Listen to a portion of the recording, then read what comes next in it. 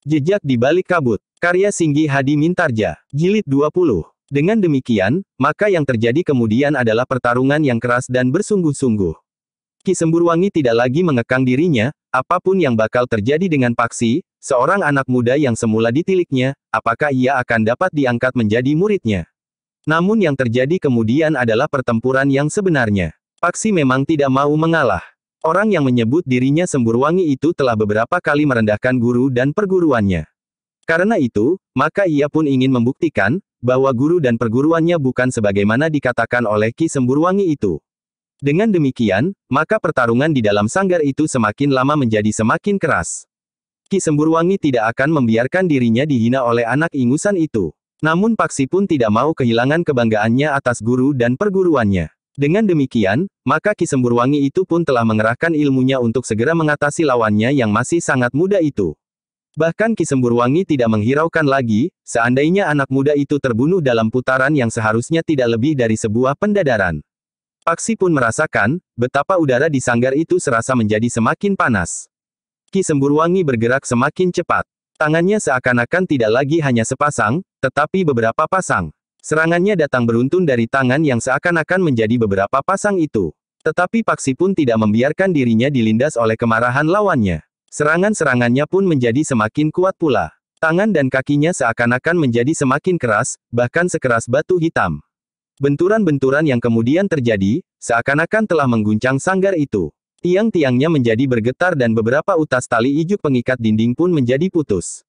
Ki Tumenggung Sarpabiwada berdiri membeku di tempatnya. Ia sungguh-sungguh tidak mengira, bahwa kemampuan Paksi telah menjadi sedemikian jauhnya. Dalam pada itu, Ki Semburwangi pun telah sampai ke puncak ilmunya. Dengan garangnya ia telah mempersiapkan serangannya yang akan menentukan akhir dari pertempuran itu. Dengan lantang Ki Semburwangi itu pun berkata, bukan salahku jika tubuhmu menjadi lumat. Tetapi Paksi pun telah bersiap. Ia pun telah mengerahkan segenap kemampuannya pada ilmu puncaknya. Sekejap kemudian, maka Ki Semburwangi itu telah meloncat. Sambil mengayunkan tangannya, mengarah ke kening Paksi dilambari dengan segenap kemampuan ilmunya. Sementara itu, Paksi pun telah bersiap pula. Dikerahkannya daya tahan tubuhnya, dibarengi dengan kekuatan ilmu puncaknya, Paksi pun telah meloncat pula membenturkan kedua belah tangannya yang bersilang. Satu benturan yang dahsyat telah terjadi. Sanggar itu pun benar-benar berguncang. Pintunya bagaikan dihentakkan terbuka. Ikatan dinding di sudut-sudut sanggar itu telah terlepas. Palang-palang kayu sebagai alat berlatih di sanggar itu pun terpelanting jatuh. Sanggar itu telah berderak-derak bagaikan diguncang oleh gempa. Untunglah bahwa sanggar itu terletak di belakang. Nyi Tumenggung yang sedang berada di dapur tidak begitu menghiraukan suara derak sanggar yang terguncang itu. Adik laki-laki Paksilah yang berteriak oleh suara yang aneh itu. Dengan ragu-ragu ia pergi ke halaman samping. Tetapi ia tidak melihat sesuatu. Sanggar itu masih tetap berdiri di sana. Suara itu berasal dari sanggar itu, katanya di dalam hati. Namun adik laki-laki Paksi itu menjadi termangu-mangu ketika ia melihat pintu sanggar itu terbuka. Selangkah demi selangkah ia mendekat. Tetapi ia tidak dapat langsung melihat isi sanggar itu. Ada apa, Kakang? Tiba-tiba adik perempuannya sudah berada di belakangnya. Tidak ada apa-apa, jawab kakaknya. Aku mendengar suara yang aneh dari sanggar itu. Mungkin. Tetapi ayah ada di sana, adik laki-laki Paksi itu pun kemudian mengajak adik perempuannya justru masuk ke serambi sambil berkata, jangan ganggu mereka yang sedang berada di sanggar. Adik perempuannya mengangguk-angguk. Dalam pada itu, di dalam sanggar, Paksi harus berjalan terlatih-tatih ke sebuah lincak panjang yang terletak di pinggir sanggar itu. Ia pun kemudian duduk dengan menyilangkan kakinya mengatur pernafasannya yang bagaikan bekerja di lubang hidungnya. Sementara itu, Ki Tumenggung telah mengangkat tubuh Ki Semburwangi dan membaringkannya di sudut sanggar itu. Ketika ia meletakkan telinganya di dada Ki Semburwangi, ia masih mendengar detak jantung Ki Semburwangi meskipun tidak teratur. Ki Tumenggung itu pun kemudian berpaling kepada Paksi sambil menggeram, anak setan. Kau lukai bagian dalam tubuh Ki Semburwangi. Seharusnya kau tahu diri. Ki Semburwangi hanya ingin menjajaki kemampuanmu. Tetapi kau bersungguh-sungguh sehingga bagian dalam tubuhnya terluka parah. Keadaan Paksi sudah menjadi berangsur baik. Diangkatnya tangannya perlahan-lahan, kemudian diturunkannya di samping tubuhnya. Kakinya yang bersilang pun telah diurainya. Paksi pun kemudian turun dari lincak itu. Ki Semburwangi tidak sekedar main-main, ayah, sahut Paksi. Tetapi ia pun bersungguh-sungguh. Jika aku tidak melawan ilmunya, aku tentu sudah mati. Omong kosong, sahut ayahnya. Ia tahu apa yang dilakukannya. Ia telah mengerahkan puncak ilmunya. Aku tahu itu. Tidak. Jika ayah tidak yakin, aku akan menunggu sampai keadaannya menjadi baik. Besok lusa atau kapan saja. Jika penjajahan ini diulangi, maka ia tidak akan dapat berbuat lebih baik dari yang dilakukan sekarang. Ayah harus yakin itu. Jika Ki Semburwangi memang dapat menjadi lebih baik dari tataran ini, biarlah aku menanggung akibatnya. Ki Tumenggung menjadi semakin tegang. Paksi tidak pernah membantahnya. Sekali-sekali Paksi memang sering mencoba menghindar. Tetapi jika Ki Tumenggung mulai menekannya, Paksi selalu tunduk kepadanya. Tetapi saat itu Paksi dengan tegas menolak pendapatnya. Bahkan Paksi itu berkata selanjutnya, seharusnya ayah tidak mudah percaya kepada orang-orang seperti Ki Semburwangi. Ternyata seperti yang ayah lihat, ia tidak lebih baik dari aku. Dengan demikian ayah dapat membayangkan, apa jadinya jika aku diambilnya menjadi muridnya. Ilmuku tidak menjadi semakin baik, tetapi justru menjadi semakin buruk. Cukup, bentak ayahnya. Kau tidak usah menggurui aku. Tetapi Paksi masih juga menjawab, aku sama sekali tidak bermaksud menggurui ayah. Tetapi aku hanya ingin menunjukkan kenyataan ini. Diam kau, bentak ayahnya. Namun Paksi masih belum mau diam. Ia masih juga berkata, ternyata ayah telah salah menilai kemampuan Ki Semburwangi. Ia bukan apa-apa, ayah. Apalagi dibanding dengan Ki Panengah, dengan Ki Waskita, dengan Pangeran Benawa dan Raden Sutawijaya. Jika Ki Semburwangi itu dilepaskan di perguruan Ki Panengah, ia tidak lebih dari seekor kelinci yang kebingungan di antara sekumpulan harimau yang garang. Kata-kata Paksi itu bagaikan gumpalan-gumpalan batu padas yang menghentak-hentak dadanya. Ki Tumenggung itu pun kemudian justru telah terduduk di sebelah tubuh Ki Semburwangi. Sambil menggeleng-gelengkan kepalanya serta menutup telinganya ia berkata tidak terlalu keras, sudah. Paksi pun terdiam. Tetapi perlahan-lahan ia melangkah mendekati ayahnya dan Ki Semburwangi yang terbaring. Aku akan mengambil air, berkata Paksi kemudian. Paksi pun melangkah keluar dari sanggarnya untuk mengambil semangkuk air di dapur. Ibunya yang masih sibuk di dapur bersama seorang pembantunya, serta tidak tahu apa yang telah terjadi di sanggar bertanya, kau cari apa, Paksi?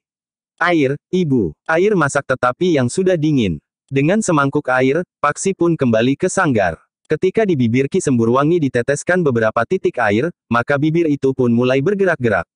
Bahkan kemudian, matanya pun mulai terbuka.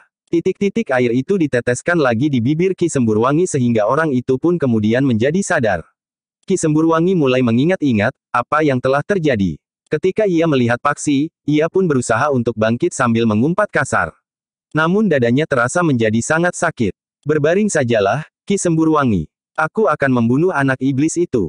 Jangan mengigau. Kau sudah kalah, Ki Semburwangi, bentak Paksi. Jika kau ingin aku membunuhmu, aku sudah dapat melakukannya. Bahkan sekarang pun aku dapat membunuhmu.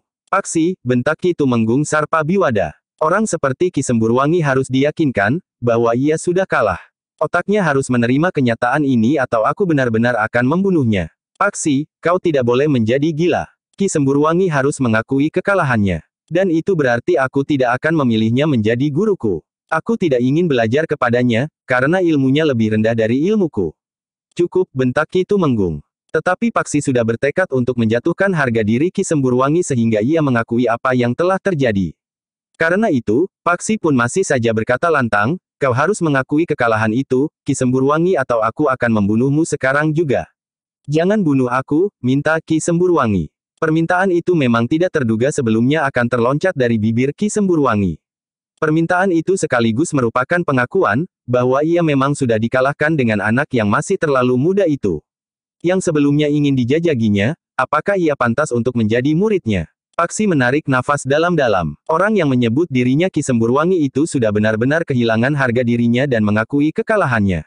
Dengan nada berat Paksi pun berkata, aku tidak membunuhmu karena kau adalah tamu ayahku. Adalah kewajibanku untuk menghormatimu. Tetapi dalam kesempatan lain, jika kau berurusan langsung dengan aku benar-benar akan membunuhmu. Paksi tidak menunggu jawaban Ki Semburwangi. Sambil melangkah ke pintu, Paksi pun berdesis, aku mohon diri, ayah. Aku harus kembali ke barak. Ki Tumenggung tidak menjawab. Jantungnya serasa berdentang di dadanya. Ia sama sekali tidak mengira, bahwa Paksi memiliki ilmu yang demikian tinggi, sehingga telah mempermalukan Ki Semburwangi.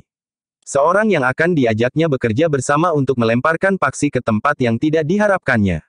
Paksi yang kemudian keluar dari sanggar itu pun telah pergi ke Pakiwan untuk mencuci muka, tangan dan kakinya.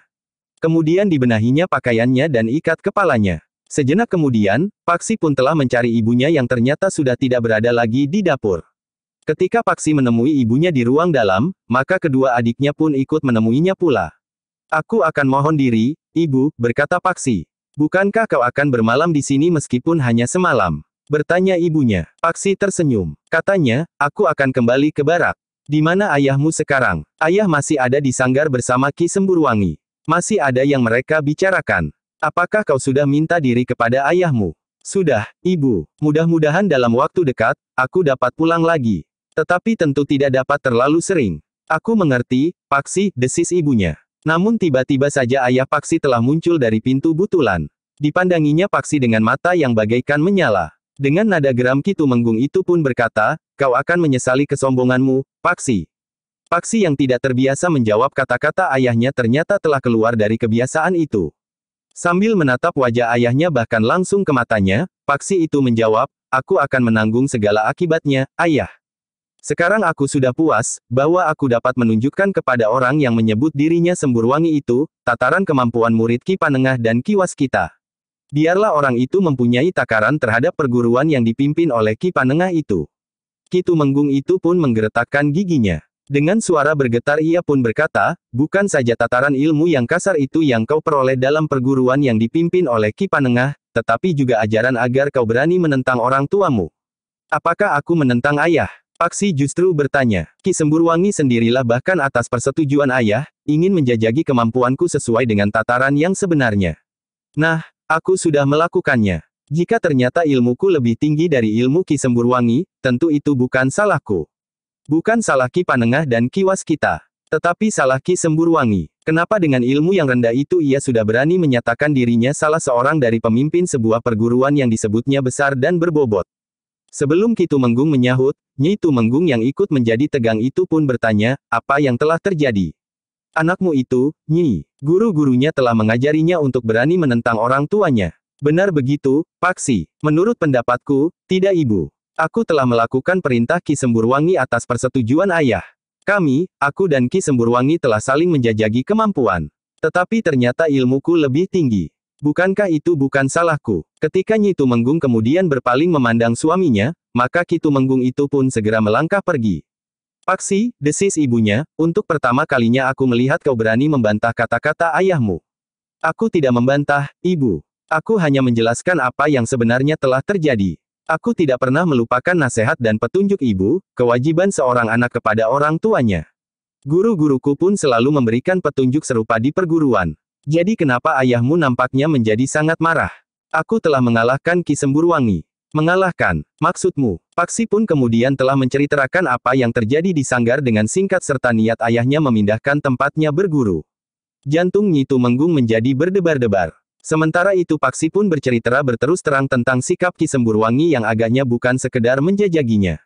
Sementara itu, tiba-tiba saja adik laki-laki Paksi itu berdesis perlahan-lahan, jadi, Kakang Paksi telah menang. Paksi menarik nafas dalam-dalam. Katanya, bukan menang. Tetapi ternyata ilmu Ki Semburwangi belum setinggi ilmu Ki Panengah dan Ki Waskita. Ibu, seharusnya aku juga segera dikirim ke padepokan Kakang Paksi. Aku tidak mau jika aku kelak dikirim ke perguruan Ki Semburwangi. Nanti pada saatnya, kau tentu akan dikirim pula, desis Paksi kemudian. Adik laki-laki Paksi itu mengerutkan dahinya. Sementara adik perempuan Paksi itu berkata, kenapa ayah berniat memindahkan Kakang Paksi ke perguruan lain?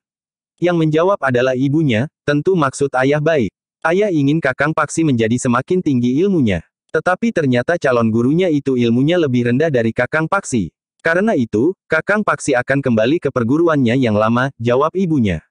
Namun katanya kemudian, tetapi kalian tidak usah ikut mempersoalkannya. Biarlah kakakmu dan ayahmu sajalah yang membicarakannya. Adik perempuan Paksi itu mengangguk-angguk kecil. Sementara itu, Paksi pun kemudian berkata, aku mohon diri, Ibu, lalu katanya kepada adik-adiknya, baik-baiklah kalian di rumah.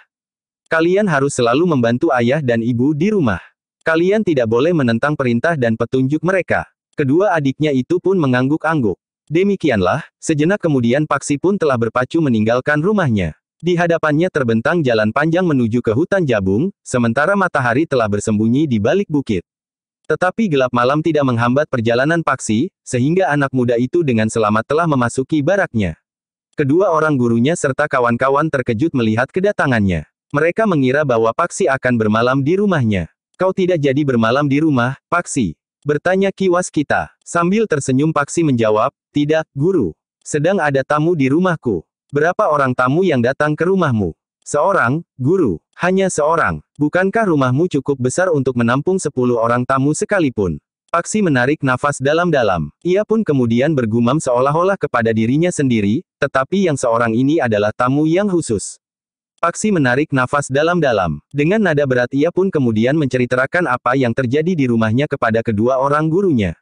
Ki Panengah dan Ki Waskita mendengarkan cerita Paksi dengan bersungguh-sungguh. Ternyata cerita Paksi itu sangat menarik perhatian keduanya. Demikian Paksi selesai bercerita, Ki Panengah pun bertanya, apakah sebelumnya kau pernah melihat Ki Semburwangi itu datang ke rumahmu dan bertemu dengan ayahmu? Belum, guru, jawab Paksi. Nama yang bagus, Semburwangi, desis Ki Waskita. Sayang, hanya namanya saja yang bagus, sahut Ki Panengah. Ki Panengah tidak usah ikut-ikutan mencari nama yang bagus seperti nama itu, berkata Ki Waskita kemudian. Ki Panengah tertawa. Paksi pun tersenyum pula. Sementara itu Ki Panengah berdesis, kenapa Ki Waskita pernah memperkenalkan diri dengan nama Marta Brewok? Ki Waskita pun tertawa pula. Namun ia pun menjawab, bukankah ada bedanya penampilan Marta Brewok dan Waskita? Paksi pun akhirnya tertawa pula. Namun Paksi pun kemudian berkata, tetapi Ki Semburwangi bukan orang pertama di padepokannya, guru. Jadi siapakah pemimpin padepokan itu? Ki Ajar Wisesa Tunggal, jawab Paksi. Ki Panengah dan Ki Waskita saling berpandangan sejenak. Dengan nada dalam, Ki Waskita pun kemudian berkata, jadi Ki Semburwangi itu salah seorang pembantu orang yang menyebut dirinya Ki Ajar Wisesa Tunggal. Iya, guru. Apakah guru mengenal Ki Ajar Wisesa Tunggal? Iya, aku pernah mendengarnya. Seorang yang berilmu tinggi yang telah memisahkan diri dari perguruan serta mengingkari tatanan kehidupan yang berlaku. Maksud guru, ia merasa dirinya bukan bagian dari pergaulan sesamanya dengan segala macam tatanan, pageran dan ikatan-ikatan yang dirasanya sangat membelenggunya. Ia ingin memiliki kebebasan sebagai seorang yang memiliki akal budi. Karena itu, dilakukannya apa yang ingin dilakukan tanpa menghiraukan sikap dan pendapat banyak orang. Dengan demikian tingkah lakunya kadang-kadang nampak aneh dan tidak dapat dimengerti. Paksi menarik nafas dalam-dalam. Sementara Ki Panengah pun bertanya, Paksi, kenapa ayahmu berhubungan dengan Ki Ajar Wisesa Tunggal? Paksi menggeleng sambil menjawab, aku tidak mengerti, guru. Ketika aku pulang tadi, Ki Semburwangi telah berada di rumahku. Namun nampaknya ayah juga tidak begitu akrab dengan orang itu. Jadi malam ini Ki Semburwangi bermalam di rumahmu. Iya, guru. Ia dalam keadaan lemah. Kau nampaknya bersungguh-sungguh. Aku hanya ingin memaksanya mengakui kekalahannya. Jika tidak demikian, maka ia tidak mau melihat kenyataan itu, sehingga pada kesempatan lain, ia akan mengulanginya atau melakukannya dengan cara lain. Ki Panengah dan Ki Waskita tersenyum. Namun Ki Panengah pun kemudian berkata, mungkin Semburwangi benar-benar telah menjadi jera. Jika ia bertemu denganmu, maka ia akan menyimpang. Tetapi kau harus berhati-hati jika pada suatu saat kau bertemu dengan Ki Ajar Wisesa Tunggal, ia seorang yang berilmu tinggi dan tidak terikat oleh tatanan apapun juga. Paksi pun mengangguk sambil berdesis, ya, guru. Ki Ajar Wisesa Tunggal dapat tersinggung oleh kekalahan kepercayaannya itu. Paksi pun mengangguk pula, ya, guru. Sudahlah, kau tidak usah terlalu memikirkannya. Sementara ini kau harus berlatih semakin keras. Kau sudah berada di batas tertinggi dari penguasaan ilmu yang dapat kami wariskan. Kau tinggal mengembangkannya dan menyesuaikan dengan dunia yang akan kau hadapi. Ya, guru. Sudahlah. Beristirahatlah, desis Ki Panengah. Ketika Paksi kemudian berpaling kepada Ki Waskita, maka Ki Waskita pun mengangguk sambil berkata, iya. Kau tentu letih. Paksi pun kemudian meninggalkan gurunya. Setelah pergi ke Pakiwan, maka Paksi pun segera berada di dalam baraknya bersama-sama dengan kawan-kawan. Pangeran Benawa dan Raden Sutawijaya pun berada pula di antara mereka. Siapa lagi orang yang akan meramaikan permainan kita ini sehingga akan menjadi semakin meriah, desis Pangeran Benawa. Ki Ajar Wisesa Tunggal adalah orang yang aneh menurut Ki Panengah dan Ki Waskita, berkata Paksi kemudian. Apa yang aneh? Orang itu merasa tidak terikat segala macam tatanan dan pageran pergaulan. Tiba-tiba saja Pangeran Benawa pun menyahut dengan serta-merta, bagus. Apa yang bagus? Bertanya Raden Sutawijaya. Pangeran Benawa tiba-tiba tertawa sendiri. Agaknya ada yang lucu yang ingin dikatakannya. Tetapi sebelum diucapkannya, Pangeran Benawa itu sudah lebih dahulu tertawa. Apa yang bagus? Raden Sutawijaya mengulang. Pangeran Benawa menahan tertawanya. Katanya patah-patah, kita hadapi orang itu dengan cara yang sama. Apa yang kita hadapi? Apakah kita akan berkelahi dengan orang itu? Pangeran Benawa masih menahan tertawanya. Katanya, kita berlaku sebagaimana dilakukannya di Padepokan Ki Ajar Wisesa Tunggal. Kita berbuat sesuka hati kita tanpa menghiraukan tatanan dan unggah-ungguh. Jika Ki Ajar itu berkeberatan, kita berkelahi. Bukankah begitu? Kau masih saja seperti seorang cantrik yang turun gunung. Pangeran Benawa masih saja tertawa. Katanya, sudah lama aku ingin bertemu dengan orang yang tidak lagi mengenal tatanan. Sebenarnya lah aku ingin melakukannya, tetapi tidak di tengah-tengah orang yang masih menghargai tatanan itu. Ada-ada saja kau, Dimas. Tetapi para cantrik yang lain pun tertawa pula. Bahkan seorang di antara mereka berkata, apakah kita akan mencoba? Guru tentu tidak akan mengizinkan, sahut Raden Sutawijaya. Kecuali jika mereka mendahului. Pangeran Benawa tidak menyahut lagi. Tetapi ia pun segera membaringkan dirinya di amben bambu yang berjajar di dalam barak itu. Amben bambu yang sama seperti yang dipakai oleh para cantrik yang lain. Sementara itu, di rumah Ki Tumenggung Sarpabiwada, Ki Semburwangi duduk di serambi samping bersama Ki Tumenggung. Beberapa kali Ki Semburwangi masih berdesah karena dadanya terasa nyeri. Tulang punggungnya bagaikan telah retak. Yang akan menyesal bukan hanya anakmu, Ki Tumenggung, berkata Ki Semburwangi. Seluruh perguruannya akan menyesal. Apa yang akan kau lakukan? Bertanya Ki Tumenggung. Jika Ki Ajar Wisesa Tunggal berniat untuk datang ke Padepokan Ki Panengah, maka habislah padepokan itu. Ki Semburwangi, padepokan itu mempunyai pelindung yang kuat. Para pekerja yang setiap hari membantu membangun padepokan itu adalah prajurit-prajurit Pajang. Ketika padepokan itu diserang oleh beberapa perguruan yang termasuk dalam kelompok hitam, kekuatan di padepokan itu bersama para prajurit berhasil menghalau, bahkan menghancurkan pasukan gabungan yang menyerang itu. Kau tidak dapat menakut-nakuti aku. Aku tidak menakut-nakuti Ki Semburwangi. Bahkan kemudian pasukan Haryawisaka pun telah dihancurkan pula. Sedangkan Haryawisaka sendiri telah tertangkap. Kami tidak sebodoh mereka, Ki Tumenggung. Kelakuan anakmu itu tidak dapat dimaafkan. Aku menyesal bahwa aku tidak bersungguh-sungguh. Ketika aku sadari kekalahanku, aku sudah terlambat. Aku mohon maaf, Ki Semburwangi. Kau minta aku melupakan penghinaan ini. Tidak, bukan itu. Segala sesuatunya terserah kepada Ki Semburwangi. Aku minta maaf, bahwa aku tidak dapat mencegahnya. Ki Semburwangi mengerutkan dahinya. Katanya, aku tentu akan membuat perhitungan. Ki Ajar Wisesa Tunggal tidak akan membiarkan nama perguruannya dicemarkan. Ki Tumenggung justru berkata, segala sesuatunya terserah kepada Ki Semburwangi dan Ki Ajar Wisesa Tunggal. Aku tidak akan melindungi anakku, karena ia telah melakukan kesalahan. Bukan hanya anakmu, tetapi perguruannya akan dihancurkan. Aku tidak akan turut campur. Juga jika anakmu mati. Kita sudah pernah berbicara tentang anak itu. Ki Semburwangi menarik nafas dalam-dalam. Jika aku bertemu anak itu sekali lagi, aku tidak akan mengekang diri. Aku akan menyelesaikannya tanpa ampun lagi. Ki Tumenggung menarik nafas dalam-dalam. Namun ia tidak menyahut lagi. Malam itu, Ki Semburwangi bermalam di rumah Ki Tumenggung. Di keesokan harinya, Ki Semburwangi akan kembali ke padepokannya dengan membawa dendam di dalam hati. Sementara itu, Ki Tumenggung Sarpabiwada tidak pernah berusaha untuk melindungi Paksi dari kemungkinan pembalasan dendam bukan saja oleh Ki Semburwangi, tetapi oleh seluruh padepokannya di bawah pimpinan Ki Ajar Wisesa Tunggal. Ketika di keesokan harinya Ki Semburwangi meninggalkan rumah Ki Tumenggung, maka para cantrik di perguruan yang dipimpin oleh Ki Panengah sudah berada di sanggar. Mereka sempat berlatih beberapa lama sebelum mereka beristirahat dan menggabungkan diri dengan para prajurit yang bekerja membangun padepokan bagi perguruan Ki Panengah itu. Nampaknya pembangunan itu menjadi lebih cepat dari yang direncanakan. Ki Kriyadama benar-benar telah bekerja keras agar padepokan itu segera dapat terwujud. Sementara itu, sebagian prajurit telah membangun pelataran yang cukup luas di sekitar padepokan itu. Yang lain menggelar sawah di pinggir hutan dan mengatur saluran air. Dengan membuat parit yang disalurkan ke sungai, maka rawa-rawa di hutan itu pun mulai mengering. Dengan demikian, padepokan serta bagian-bagian yang mendukungnya bersama-sama telah dikerjakan dengan bantuan para prajurit. Namun dalam pada itu, Ki Panengah dan Ki Waskita yang mengikuti hubungan yang kurang serasi antara Paksi dengan ayahnya sempat berpesan kepada Paksi, agar ia tetap berhati-hati. Kekalahan Ki Semburwangi tidak akan berhenti sampai sekian. Sedangkan kita tidak tahu pasti, bagaimana sikap ayahmu terhadap peristiwa itu, berkata Ki Waskita. Ayah menyalahkan aku, sahut Paksi. Jika demikian, kau harus berhati-hati. Paksi mengangguk-angguk. Dengan nada berat ia menyahut, ya, Guru. Sebenarnya lah hari-hari yang kemudian berjalan, dilewati dengan tidak meninggalkan kewaspadaan oleh Paksi. Tetapi ia tidak merasa cemas sama sekali.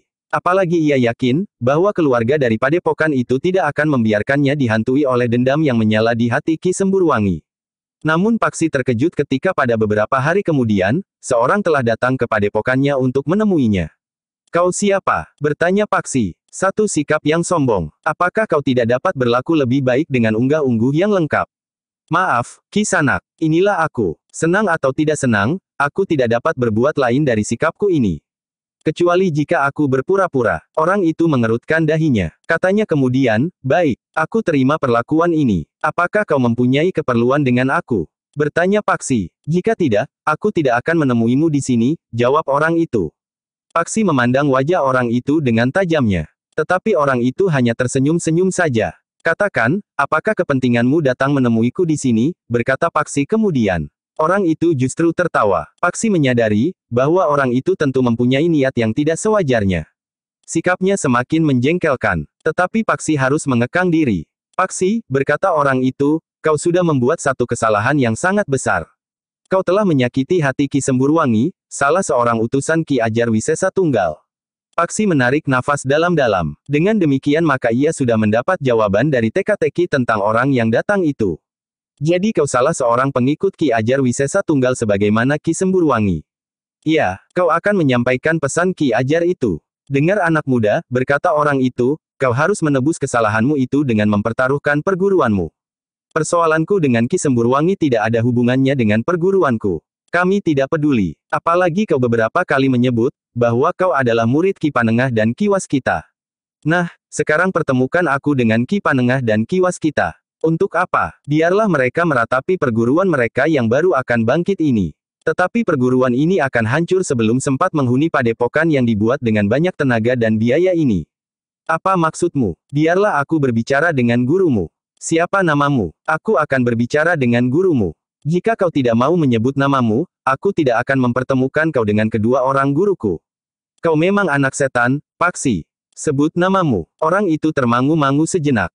Namun kemudian katanya, "Baiklah. Panggil aku Ki Surakanda, salah seorang kepercayaan Ki Ajar Wisesa Tunggal. Jadi kedudukanmu selapis dengan Ki Semburwangi. Pertanyaanmu sangat tidak pantas. Tetapi baiklah aku beritahukan kepadamu, bahwa Semburwangi adalah adik seperguruanku. Kalian murid Ki Ajar Wisesa Tunggal. Sekarang katakan kepada gurumu, bahwa aku akan berbicara dengan gurumu." Paksi termangu-mangu sejenak. Tetapi ia menjadi sangat ingin tahu, apa yang akan dikatakan oleh orang yang menyebut dirinya Ki Surakanda itu. Karena itu, maka katanya, "Tunggulah di sini. Aku akan memanggil guru." Sejenak kemudian, Paksi pun telah menemui kedua orang gurunya dan menceritakan maksud kedatangan orang yang bernama Ki Surakanda itu. "Jadi dugaan kita benar," berkata Ki Panengah. "Marilah, kita temui orang itu," desis Ki Waskita kemudian. Paksi pun kemudian bersama Ki Panengah dan Ki Waskita menemui Ki Surakanda, pengikut Ki Ajar Wisesa Tunggal. "Selamat datang di padepokan kami yang belum jadi ini, Ki Surakanda," berkata Ki Panengah. Demikian ia duduk menemui orang yang agaknya diutus oleh Ki Ajar Wisesa Tunggal itu. "Padepokanmu akan menjadi padepokan yang besar, Ki Sanak," sahut Ki Surakanda. "Mudah-mudahan isinya kelak tidak mengecewakan." Ki Surakanda mengangguk-angguk. Katanya, "Sayang, kalian mulai dengan langkah yang salah." "Apa yang salah?" bertanya Ki Panengah. Ki Surakanda itu pun memandang Ki Panengah dan Ki Waskita berganti-ganti. Dengan agak ragu ia pun berkata, "Apakah aku berhadapan dengan Ki Panengah dan Ki Waskita?" "Iya, terima kasih atas kesediaan kalian menerima kedatanganku. Aku tahu pasti bahwa yang berewo itu adalah Ki Waskita." Ki Waskita tersenyum. Katanya, "Aku hanya malas memotongnya, Ki Sanak." "Baiklah," Ki Surakanda itu mengangguk-angguk. Katanya kemudian, "Kedatanganku kemari bukan atas kehendakku sendiri, Ki Sanak. Aku datang atas perintah pimpinan kami, Maha Guru di perguruan kami, Ki Ajar Wisesa Tunggal." Ki Panengah dan Ki Waskita mengangguk-angguk. Sementara orang itu berkata selanjutnya, "Seperti yang aku katakan tadi, kalian mulai dengan langkah yang salah." "Apa yang salah, Ki Surakanda?" bertanya Ki Panengah. "Salah seorang muridmu yang bernama Paksi telah berbuat licik terhadap adik seperguruanku, Semburwangi." "Apa yang aku lakukan?" potong Paksi. "Apakah kau tidak bercerita kepada gurumu tentang apa yang kau lakukan terhadap Ki Semburwangi?" "Aku telah menceritakannya. Tetapi tidak ada yang licik sama sekali. Kau tentu telah menyembunyikannya. Kau tidak akan berani mengatakan kepada gurumu. Mungkin kau takut bahwa gurumu akan marah kepadamu. Tetapi jika gurumu tidak berdiri tegak di atas pageran perguruan sehingga ia tidak akan marah kepadamu, kau tentu juga merasa malu. Telinga Paksi menjadi panas. Tetapi dengan sareh, Ki Panengah bertanya, Ki Surakanda, apakah yang lelah dilakukan oleh muridku? Anak itu menangis-nangis untuk berguru kepada Ki Ajar Wisesa Tunggal. Karena Ki Ajar merasa belas kasihan kepadanya, maka diperintahkannya Ki Semburwangi untuk menjajaki kemampuan dasar anak muda itu. Tetapi Ki Semburwangi sama sekali tidak tahu, bahwa ada niat buruk terkandung di dalam hati muridmu itu. Ketika Ki Semburwangi dan Paksi berada di sanggar, disaksikan oleh Ki Tumenggung Sarpabiwada, maka Paksi dengan serta-merta tanpa peringatan lebih dahulu, langsung menyerang Ki Semburwangi yang tidak menyangka bahwa hal seperti itu akan terjadi. Ki Panengah dan Ki Waskita mendengarkannya sambil mengangguk-angguk. Sementara Paksi justru tidak memotongnya. Cerita Ki Surakanda itu demikian berlebihan. Ki Panengah dan Ki Waskita tidak akan mempercayainya. Sementara itu Ki Surakanda pun berkata lebih lanjut, perbuatan Paksi yang licik itu telah membuat Ki Semburwangi terluka di bagian dalam tubuhnya, karena Ki Semburwangi tidak mau menghadapi anak itu dengan bersungguh-sungguh. Jika saja Ki Semburwangi tidak mengendalikan dirinya, maka Paksi tentu sudah mati. Tetapi Ki Semburwangi masih juga menghormati Ki Tumenggung Sarpabiwada. Ki Panengah pun mengangguk hormat sambil menjawab, kami mengucapkan terima kasih atas kebaikan hati Ki Semburwangi sehingga muridku dapat kembali ke perguruan ini dengan selamat. Semula kami mengira bahwa Paksi benar-benar ingin meninggalkan perguruan ini dan mencari perguruan lain yang lebih baik dan berbobot. Tetapi yang terjadi adalah perbuatan licik yang jahat itu. Ki Panengah dan Ki Waskita, apakah kalian memang memerintahkan Paksi untuk menjajaki tataran ilmu dari perguruan kami? Tidak, Ki Surakanda, sama sekali tidak. Jadi apa maksud Paksi sebenarnya dengan permainan kotornya itu? Sudahlah, Ki Surakanda, sahut Ki Waskita, sebaiknya kita berkata berterus terang saja. Apakah maksud kedatangan Ki Surakanda? Ki Surakanda tidak perlu mengarang cerita yang begitu panjang untuk menjelek-jelekkan Paksi di hadapan kami, karena kami lebih percaya kepada Paksi daripada kepadamu. Kesalahan yang biasa dilakukan oleh seseorang guru, berkata Ki Surakanda. Apalagi guru-guru yang memanjakan murid-muridnya. Mereka tidak mau melihat kenyataan. Tetapi mereka langsung mempercayai apa yang dikatakan oleh muridnya. Meskipun muridnya itu mengada-ada dan bahkan berbohong. Ki Panengah mengerutkan dahinya. Namun ia pun kemudian menjawab, kesalahan yang sama telah dilakukan pula oleh Ki Ajar Wisesa Tunggal. Ia langsung mempercayai Ki Semburwangi, kepercayaannya, meskipun Ki Semburwangi itu berbohong. Wajah Ki Surakanda menegang. Dengan nada tinggi ia bertanya, jadi kau menuduh Ki Ajar Wisesa Tunggal tidak melihat kenyataan yang terjadi di sanggar Ki Tumenggung Sarpabiwada? Ya, jawab Ki Panengah. Kau telah berani menghina Mahaguru di perguruan kami. Ki Panengah, tanpa ada yang memberikan laporan, Ki Ajar Wisesa Tunggal dapat melihat tanpa dibatasi oleh ruang. Bahkan Ki Wisesa Tunggal dapat melihat menembus batasan waktu. Ki Ajar tahu apa yang akan terjadi. Karena itu, jangan mencoba menghinanya. Tetapi Ki Waskita menyahut, Ki Surakanda. Mungkin Ki Ajar dapat melihat menembus jarak dan batasan ruang. Tetapi Paksi adalah orang yang mengalami. Ia berada di ruang dan waktu kejadian. Betapapun tajamnya penglihatan Ki Ajar Wisesa Tunggal, namun yang mengalami dalam waktu dan ruang itu tentu lebih pasti terhadap peristiwa yang terjadi itu. Tetapi Paksi telah berbohong. Yang dialaminya tidak seperti yang dikatakannya. Bukan Paksi yang berbohong, tetapi Ki Ajar Wisesa Tunggal. Yang dikatakannya tidak seperti yang dilihatnya dengan ketajaman mata batinnya, namun kemudian Ki Panengah telah meneruskannya, itu jika kita percaya bahwa Ki Ajar dapat melihat menembus batasan ruang dan waktu. Cukup, bentak Ki Surakanda. Kalian benar-benar telah merendahkan derajat Mahaguru kami. Kalian akan menyesalinya sepanjang hidup kalian. Bukan maksud kami, Ki Surakanda. Tetapi biarlah kami berbicara sewajarnya saja. Aku berbicara wajar, syukurlah. Tetapi apa maksud kedatanganmu selain untuk memamerkan kelebihan Ki Ajar Wisesa Tunggal? Wajah orang itu menjadi merah. Namun kemudian ia pun berkata, baik. Dengarkan Ki Panengah dan Ki Waskita. Aku datang untuk minta agar Paksi diserahkan kepadaku. Aku akan membawanya menghadap Ki Ajar Wisesa Tunggal. Paksi harus mempertanggungjawabkan perbuatannya terhadap Ki Semburwangi. Tetapi Ki Panengah dan Ki Waskita justru tertawa. Dengan nada tinggi Ki Panengah itu pun berkata, kenapa Ki Semburwangi menjadi cengeng dan tumbak cucukan? Seperti kanak-kanak yang kalah berkelahi dengan kawannya ia langsung menangis dan melaporkan kepada ayahnya.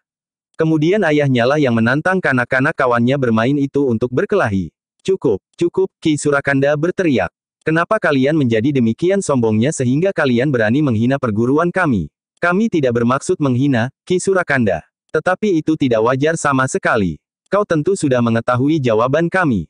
Kami tidak akan menyerahkan Paksi. Jadi kalian akan mengorbankan perguruan serta padepokan yang masih sedang dipersiapkan ini hanya untuk seorang murid yang keras kepala. Kenapa kau berkata begitu, Ki Surakanda? Jika kalian tidak menyerahkan Paksi, maka kami akan datang ke padepokan ini. Baiklah, kami berterus terang sebelum kalian menyesal. Jangan mencoba mengganggu padepokan ini. Jika kalian memaksanya, kalian akan hancur sendiri. Kau jangan mengandalkan prajurit yang sedang bekerja membantu membangun padepokanmu. Tetapi kau harus berlandaskan pada kekuatan dan kemampuan padepokanmu sendiri. Itu tidak adil, Ki Surakanda. Kami tidak tahu berapa banyak murid di perguruanmu. Jika muridmu jauh lebih banyak dari jumlah murid di perguruan ini, maka pertempuran akan menjadi tidak seimbang. Jika kalian merasa bahwa perguruan kalian hanya perguruan kecil dan tidak mungkin melawan perguruan kami, serahkan Paksi. Tidak, jawab Ki Panengah tegas. Jika kalian memang berniat untuk menyelesaikan persoalannya, marilah kita berbuat adil. Biarlah Paksi dan Ki Semburwangi menyelesaikan persoalan mereka. Persoalannya sudah diangkat menjadi persoalan antar perguruan. Baik, jika itu yang kau kehendaki, jawab Ki Panengah. Jika kalian mau datang, datanglah. Kau libatkan para prajurit itu. Sebagian dari mereka adalah murid-muridku. Bohong, licik, pengecut. Apa bedanya? Mereka berguru kepadaku selama mereka membangun padepokan ini. Tidak, mereka tidak pernah berguru kepadamu. Ki Panengah tertawa. Katanya, terserahlah kepadamu. Tetapi aku akan memanggil mereka untuk mempertahankan perguruan mereka. Ki Surakanda itu pun termangu-mangu sejenak. Namun kemudian katanya, baiklah. Kita akan menempuh jalan yang paling adil. Katakan, Ki Surakanda, sahut Ki Panengah. Kita akan menentukan, padepokan manakah yang lebih baik di antara padepokan kita. Kita akan menampilkan 5 orang terbaik dari padepokan kita masing-masing. Perang tanding. Tidak. Sekedar untuk meyakinkan kita, padepokan siapakah yang terbaik di antara kita. Ki Panengah menarik nafas panjang. Katanya, apakah kami yang tua-tua ini harus tampil di gelanggang permainan seperti itu? Jika kalian memang tidak memiliki keyakinan untuk dapat mengimbangi perguruan kami, katakanlah. Kami tidak akan memaksakan cara ini. Tetapi serahkan Paksi kepada kami. Baiklah, Ki Panengah mengangguk-angguk, kami akan menerima 5 orang tamu yang akan melakukan penjajagan di perguruan kami. Bagus. Tetapi dengan taruhan. Masih ada tetapinya. Iya, jika kalian kalah, kalian akan menyerahkan Paksi kepada kami. Jika kami menang, kami tidak akan mengambil Paksi. Serahkan Semburwangi kepada kami. Itu tidak termasuk dalam perjanjian. Akhirnya Ki Panengah pun mengangguk-angguk. Katanya, baiklah, kami tidak menuntut apa-apa. Kami setuju dengan menurunkan 5 orang terbaik dari padepokan ini, tentu termasuk guru dan para pembantunya. Orang itu mengangguk-angguk. Katanya, iya, siapapun boleh turun ke arena. Tidak terbatas pada murid-muridnya saja. Baiklah, kami akan menunggu kedatangan kalian. Beri kesempatan Paksi minta diri kepada kedua orang tuanya, atau biarkan ia melarikan diri. Tetapi kemanapun ia lari, kami akan dapat menangkapnya. Tidak, Paksi tidak akan lari. Paksi tidak akan minta diri kepada orang tuanya. Tetapi Paksi akan menjadi seorang dari 5 orang yang akan turun ke permainan itu. Baik, aku akan pulang. Pada kesempatan lain, kami akan datang dengan kawan-kawan kami yang akan turun ke gelanggang untuk menghancurkan kesombongan orang-orang dari perguruan ini. Silahkan, Ki Surakanda. Kami akan menunggu. Demikianlah, maka Ki Surakanda pun meninggalkan padepokan yang masih sedang dikerjakan itu. Ia sempat melihat para prajurit yang sedang sibuk bekerja. Ki Surakanda pun menyadari, bahwa kekuatan padepokannya tidak akan mampu berbuat apa-apa terhadap kekuatan yang ada di padepokan itu. Para pekerja yang terdiri dari para prajurit itu tentu tidak akan berdiam diri jika padepokan itu diserang. Seperti yang pernah terjadi, pasukan Haryawisaka yang kuat pun tidak mampu memecahkan perlawanan para prajurit, para cantrik dan para pemimpin padepokan itu. Apalagi padepokannya. Tetapi justru karena tantangannya diterima, maka padepokannya akan dapat mempermalukan padepokan yang nampaknya didukung sepenuhnya oleh kalangan Istana Pajang. Jika padepokan kami dapat mengungguli padepokan Ki Panengah, maka perhatian para pemimpin Pajang akan berpaling kepada kami, berkata Ki Surakanda kepada diri sendiri. Sementara itu, Ki Panengah dan Ki Waskita telah memberitahukan tantangan itu kepada Pangeran Benawa dan Raden Sutawijaya serta taruhannya. Mendengar tantangan itu Pangeran Benawa justru tertawa. Katanya, nah, keinginanku akan dapat terpenuhi. Kita akan berhubungan dengan orang yang tidak mau menghiraukan pageran dan tatanan kehidupan orang banyak. Ki Ajar Wisesa Tunggal adalah orang yang hanya mau menuruti kemauannya sendiri. Apa keinginanmu, Adimas? Bertanya Raden Sutawijaya. Berbuat serupa, jawab Pangeran Benawa. Tetapi hanya terhadap Ki Ajar Wisesa Tunggal. Orang itu tentu sangat berbahaya, Pangeran. Orang yang disebut Mahaguru oleh para pengikutnya itu tentu orang yang berilmu sangat tinggi, sahut Ki Panengah. Bukankah menyenangkan sekali? Desis Pangeran Benawa. Sebaiknya Pangeran mencari permainan yang lain saja, minta Ki Panengah. Pangeran Benawa mengerutkan dahinya. Namun Raden Sutawijaya pun berkata, kita masih belum tahu, kapan mereka datang. Kita pun masih belum yakin, bahwa mereka bersungguh-sungguh atau sekedar mencoba menggertak kita. Pangeran Benawa mengangguk-angguk. Katanya, aku berharap bahwa mereka benar-benar datang. Aku ingin tahu wajah orang yang menyebut dirinya Ajar Wisesa Tunggal itu. Ki Waskita pun berkata, sebaiknya kita tidak usah terlalu memikirkan mereka.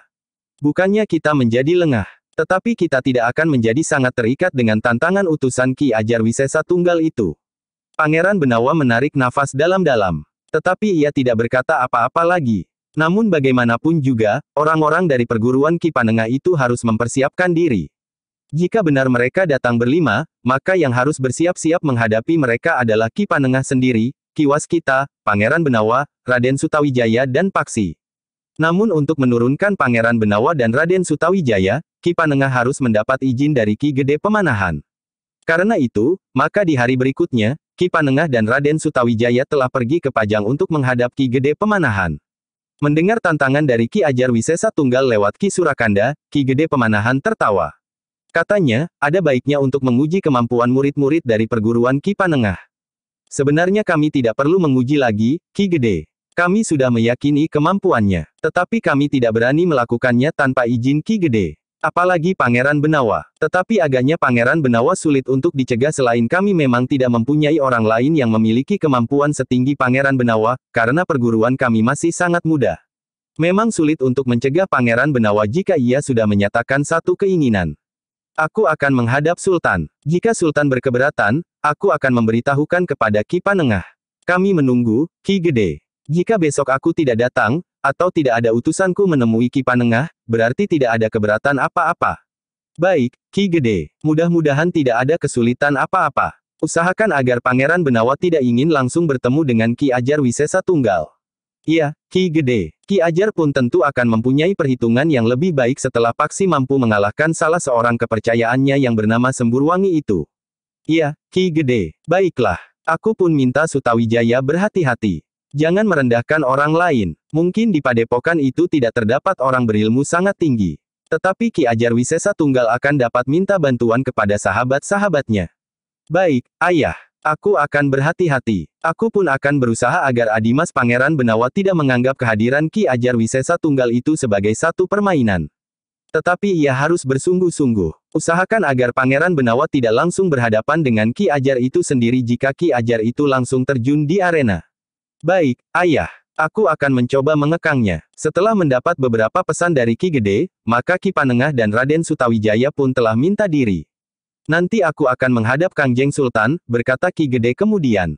Sepeninggal Ki Panengah dan Raden Sutawijaya, maka Ki Gede Pemanahan pun telah berbenah diri untuk menghadap Kangjeng Sultan Pajang, untuk menyampaikan sikap Pangeran Benawa yang ingin ikut turun menghadapi tantangan Ki Ajar Wisesa Tunggal.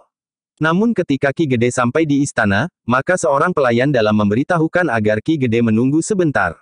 Ada apa? Bertanya Ki Gede agak heran. Jika tidak ada keperluan yang sangat penting atau jika Sultan tidak sedang mandi, jarang sekali Ki Gede harus menunggu jika ia akan menghadap Sultan pada saat apapun juga. Bahkan di malam hari, Kangjeng Sultan baru menerima tamu. Siapa? Seorang perempuan. Perempuan. Jantung Ki Gede menjadi berdebar-debar. Tentu ada yang tidak sewajarnya telah terjadi. Namun beberapa saat kemudian, seorang pelayan dalam telah datang mengemban perintah Kangjeng Sultan bahwa Ki Gede dipersilahkan untuk masuk ke ruang samping. Ki Gede pun segera masuk ke ruang samping. Demikian ia melangkahi pintu, maka ia pun terkejut, yang sudah menghadap Sultan adalah Sekarsari, istri Harya Wisaka. Terlambat, berkata Ki Gede Pemanahan di dalam hatinya. Sebenarnya lah sebelum Ki Gede Pemanahan mengatakan sesuatu, Kangjeng Sultanlah yang berkata lebih dahulu, Kakang Pemanahan, Sekarsari hanya mohon izin untuk dapat bertemu dengan suaminya. Apakah Kangjeng Sultan mengizinkannya? Bukankah wajar jika seorang istri mengunjungi suaminya yang sedang di penjara? Tetapi dengan janji, bahwa setiap kali Sekarsari akan mengunjungi suaminya ia harus minta izin. Apakah ada orang lain yang dapat memberinya izin selain Kangjeng Sultan? Tidak, Kangjeng Sultan menggeleng. Harya Wisaka adalah seorang tahanan yang sangat berbahaya. Ia sudah berusaha untuk melakukan pemberontakan. Bahkan ingin membunuh putraku, Pangeran Benawa. Karena itu, hanya akulah yang dapat memberinya izin untuk menengok suaminya. Hamba mengucapkan beribu terima kasih, Sinuhun, desis Sekarsari sambil tersenyum. Ki Gede Pemanahan menarik nafas dalam-dalam. Katanya di dalam hati, tentu senyumnya itulah yang membuat Kangjeng Sultan memberinya izin untuk menengok suaminya. Tetapi setiap orang pun akan mengerti, bahwa tentu tidak hanya tersangkut pada senyuman itu saja. Ki Gede Pemanahan itu pun kemudian bertanya, apakah Kangjeng Sultan memberikan batasan kapan saja Harya Wisaka dapat dijenguk oleh istrinya? Kapan saja Sekarsari menginginkan. Tetapi sekali lagi, Sekarsari harus mendapat izin langsung dari aku sendiri. Hamba Kangjeng Sultan, desis Ki Gede Pemanahan. Sementara itu Kangjeng Sultan pun kemudian berkata kepada Sekarsari, kau boleh pulang Sekarsari. Datanglah kapan saja kau perlukan. Tetapi kau tidak dapat langsung mengunjungi suamimu. Hamba, Kangjeng Sultan. Hamba tentu akan menghadap Kangjeng Sultan lebih dahulu. Karena hamba tahu, bahwa hanya Kangjeng Sultanlah yang mempunyai kekuasaan untuk mengizinkan hamba menengok Kakang Mas Harya Wisaka. Meskipun sekedar hanya untuk memenuhi kewajiban seorang istri, karena sebenarnya lah hamba tidak lagi merasa terikat kepadanya sejak hamba tahu, bahwa Kakang Mas Harya Wisaka telah berani melawan Kangjeng Sultan. Syukurlah, jika kau dapat menilai sikap suamimu yang salah itu. Kau memang seorang istri yang baik. Tetapi sayang, bahwa kau jatuh ke tangan seorang laki-laki yang jahat. Hamba memang menyesal, Kangjeng Sultan. Tetapi segala sesuatunya sudah terlanjur. Baiklah, pulanglah. Hamba mohon diri, Kangjeng Sultan. Hamba mohon diri, Ki Gede. Ki Gede tidak beringsut dari tempatnya, meskipun Kangjeng Sultan sendiri bangkit berdiri ketika Sekarsari berjalan sambil berjongkok meninggalkan ruangan itu setelah menyembah. Ketika Sekarsari sampai di pintu ia pun sekali lagi menyembah sambil tersenyum. Baru kemudian Sekarsari bangkit berdiri meninggalkan pintu, sementara Kangjeng Sultan berdiri termangu-mangu. Baru sejenak kemudian Kangjeng Sultan itu teringat bahwa Ki Gede Pemanahan sedang menghadap. Sambil berpaling kepada Ki Gede, Kangjeng Sultan itu pun berkata, sayang sekali. Seorang perempuan secantik itu menjadi istri Harya Wisaka yang jahat. Bukankah begitu, Kakang Pemanahan? Hamba, Kangjeng Sultan, sahut Ki Gede Pemanahan. Kangjeng Sultan Hadiwijaya mengangguk-angguk.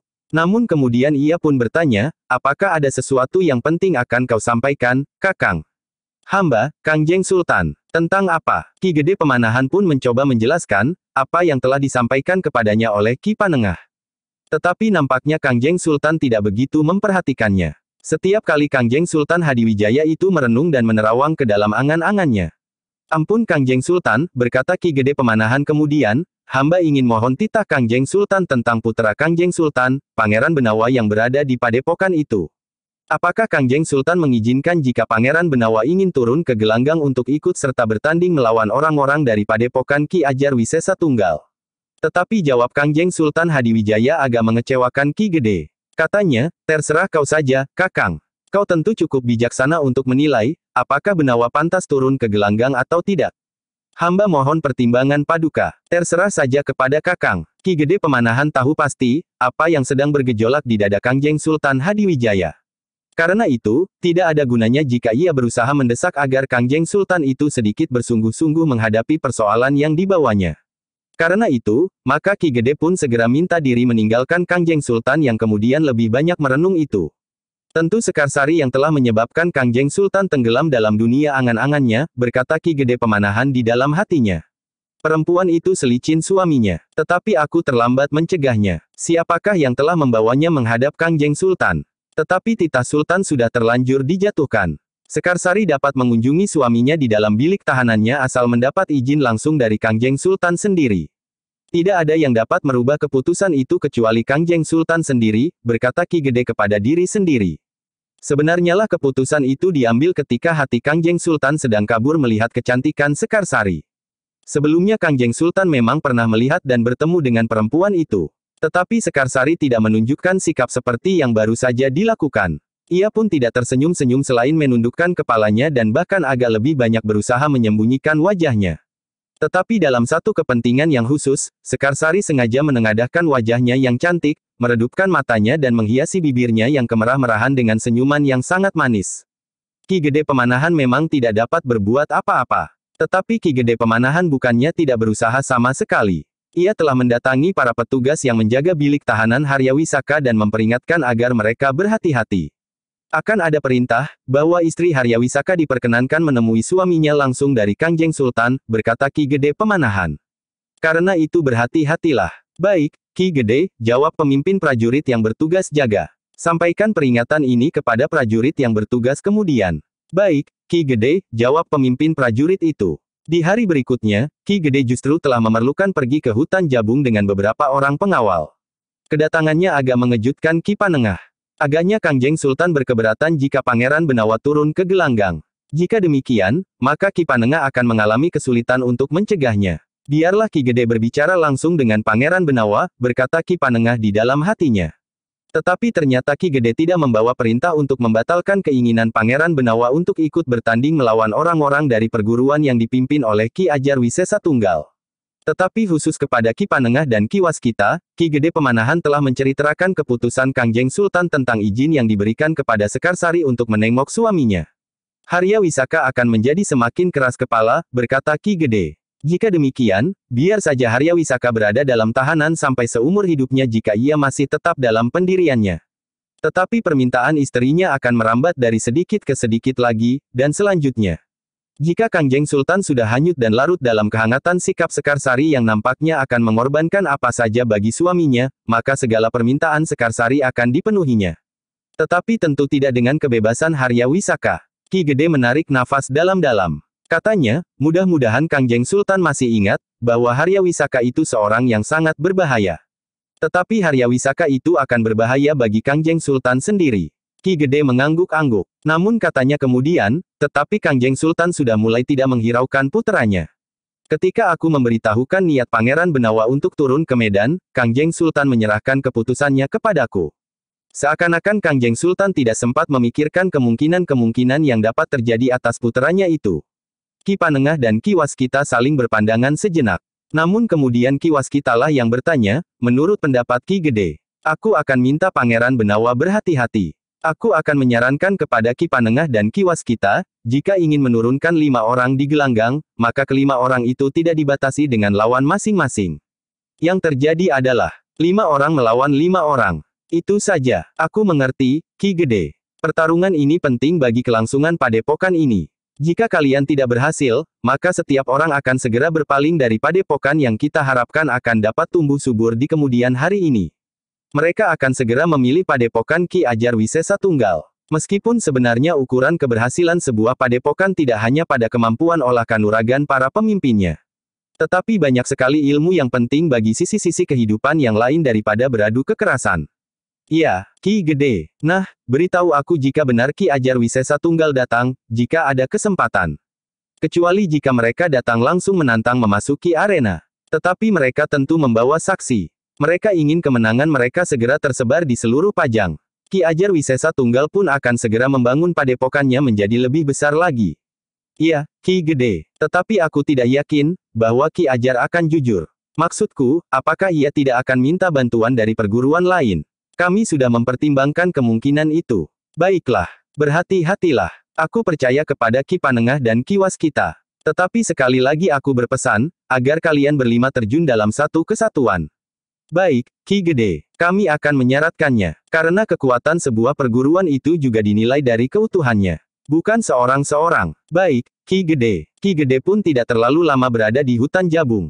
Tetapi Ki Gede juga memerlukan melihat-lihat para prajurit yang bekerja membantu membangun padepokan itu. Ki Gede juga menyediakan waktu untuk berbicara dengan para cantrik dan para prajurit sebelum meninggalkan hutan Jabung. Ki Kriyadama telah bekerja keras, berkata Ki Gede ketika ia siap meninggalkan hutan Jabung. Sejauh dapat aku lakukan, Ki Gede. Ki Gede tertawa. Katanya, pembangunan ini mudah-mudahan memberikan pengalaman tersendiri kepada para cantrik. Kelak mereka akan dapat mengembangkannya sendiri padepokannya, meskipun masih harus selalu diawasi dan dituntun. Mereka cepat tanggap, Ki Gede. Beberapa orang telah mampu menangani kayu. Bahkan ada di antara mereka yang sudah sanggup menangani pekerjaan yang terhitung rumit. Syukurlah. Aku minta Ki Kriyadama menuntun mereka di bidang yang Ki Kriyadama kuasai. Namun Ki Waskita pun menyahut, Ki Kriyadama juga menguasai ilmu kanuragan, tidak kalah dari kami berdua. Ah, tentu tidak, Ki Gede. Aku memang pernah belajar, tetapi guruku hanya menganjurkan agar aku memperhatikan tingkah laku binatang. Dari kancil sampai ke binatang buas. Tetapi yang lebih banyak aku perhatikan adalah seekor kera, karena masa remajaku, tetanggaku memelihara seekor kera yang terhitung besar. Ki Gede tertawa. Katanya, salah satu cabang perguruan yang akan dapat menghasilkan seorang yang berilmu tinggi dengan berbagai macam kemampuan olah tubuh. Yang kemudian dengan lancar aku tirukan, bukan tata gerak tubuhnya. Jadi apanya? Suaranya. Yang mendengarkan tertawa. Sementara Ki Kriyadama berkata selanjutnya, karena itu, aku pandai menirukan bermacam suara binatang. Tetapi Ki Panengah cepat-cepat menyahut, tidak hanya suaranya, Ki Gede. Ketika aku sempat memperhatikan Ki Kriyadama bertempur, ia mampu bergerak secepat kijang, setangkas kera dan segarang seekor harimau kumbang, tetapi sekuat dan setenang seekor banteng. Tetapi dengan serta-merta Ki Kriyadama pun menyahut, katakan saja bahwa aku merupakan bagian dari hutan jabung. Orang-orang yang mendengarkan kelakar itu pun tertawa semakin berkepanjangan. Namun kemudian, Ki Gede pun telah minta diri untuk kembali ke Pajang. Mudah-mudahan cepat selesai. Padepokan ini harus segera berkembang menjadi padepokan yang besar. Hutan jabung yang luas itu masih akan dapat memberikan sebagian dari tubuhnya bagi padepokan kalian. Demikianlah, maka sejenak kemudian Ki Gede pun telah naik ke punggung kudanya. Ada beberapa pesan khusus bagi Pangeran Benawa dan Raden Sutawijaya, khususnya menghadapi orang-orang dari padepokan yang dipimpin oleh Ki Ajar Wisesa Tunggal. Jangan berbuat menurut kehendakmu sendiri. Kalian harus tunduk kepada perintah Ki Panengah dan Ki Waskita. Tetapi menurut pendengaranku, Ki Ajar Wisesa Tunggal itu seorang yang hanya mau menuruti kemauannya sendiri saja, Paman. Iya, agaknya memang demikian. Kenapa kita tidak dapat berbuat hal yang sama? Bukankah kita bukan Ki Ajar Wisesa Tunggal? Pangeran Benawa mengerutkan dahinya. Tetapi ia pun terdiam. Sejenak kemudian, maka Ki Gede Pemanahan dan pengawalnya minta kepada Ki Panengah dan Ki Waskita agar mereka tidak membicarakan lebih dahulu tentang izin yang diberikan oleh Kangjeng Sultan kepada Sekarsari untuk menengok suaminya di dalam bilik tahanannya. Dalam pada itu, Ki Panengah dan Ki Waskita telah minta kepada Pangeran Benawa, Raden Sutawijaya dan Paksi untuk berlatih lebih keras dari sebelumnya. Ki Panengah, Ki Waskita dan Ki Kriyadama telah memberikan izin kepada mereka untuk lebih banyak berada di dalam sanggar daripada di tempat kerja mereka. Para cantrik pun telah mendengar tantangan dari padepokan yang dipimpin oleh Ki Ajar Wisesa Tunggal untuk membuat perbandingan ilmu, khususnya ilmu kanuragan. Dalam pada itu, secara khusus Paksi pun telah menemui Ki Panengah dan Ki Waskita bahwa menurut pengenalannya, salah seorang dari padepokan Ki Ajar Wisesa Tunggal telah bersikap tidak jujur. Meskipun Ki Semburwangi semula hanya ingin menjajaki kemampuan Paksi, namun akhirnya, jika ia mampu maka ia tentu sudah membunuh Paksi atau membuatnya cacat seumur hidupnya. Aku mengerti maksudmu, Paksi, berkata Ki Panengah. Meskipun semula yang dimaksud oleh Ki Ajar Wisesa Tunggal hanya sekedar penjajagan dan perbandingan ilmu dari kedua perguruan, namun yang terjadi akan dapat berbeda. Ya, Guru. Baiklah. Kita semua memang harus berhati-hati. Kita pun harus meningkatkan persiapan kita untuk menghadapinya. Ya, Guru. Namun dalam pada itu, maka Ki Panengah dan Ki Waskita pun kemudian telah sepakat untuk mengangkat sampai kepada puncak kemampuan bagi Paksi.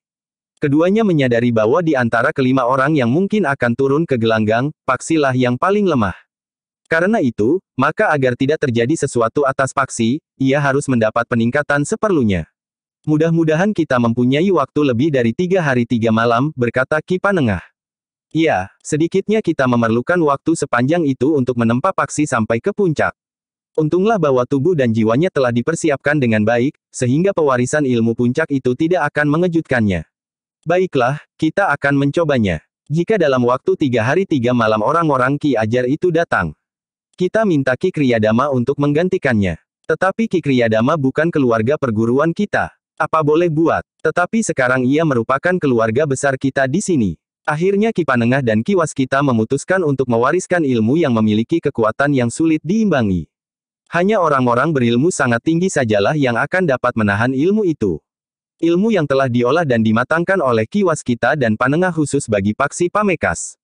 Demikianlah, setelah berbicara dengan Paksi, dengan Pangeran Benawa dan Raden Sutawijaya, maka Paksi pun mulai memasuki sanggar dalam tempaan yang khusus. Selama 3 hari 3 malam, Paksi akan berlatih dengan mengerahkan segenap nalar budinya. tubuh dan jiwanya. Selama itu, maka Ki Panengah dan Ki Waskita telah menyerahkan pimpinan padepokan kepada Raden Sutawijaya dan Pangeran Benawa didampingi oleh Ki Kriyadama. Kau sudah mempelajarinya, Paksi, berkata Ki Panengah setelah mereka berada di dalam sanggar. Kau telah menguasai semua unsur-unsurnya. Yang harus dilakukan sekarang tinggal memadukannya menjadi satu kesatuan yang utuh dan mempunyai kemampuan yang tinggi. Ya, Guru. Bukankah kau telah mempersiapkan lahir dan batinmu? Sudah, Guru. Baiklah.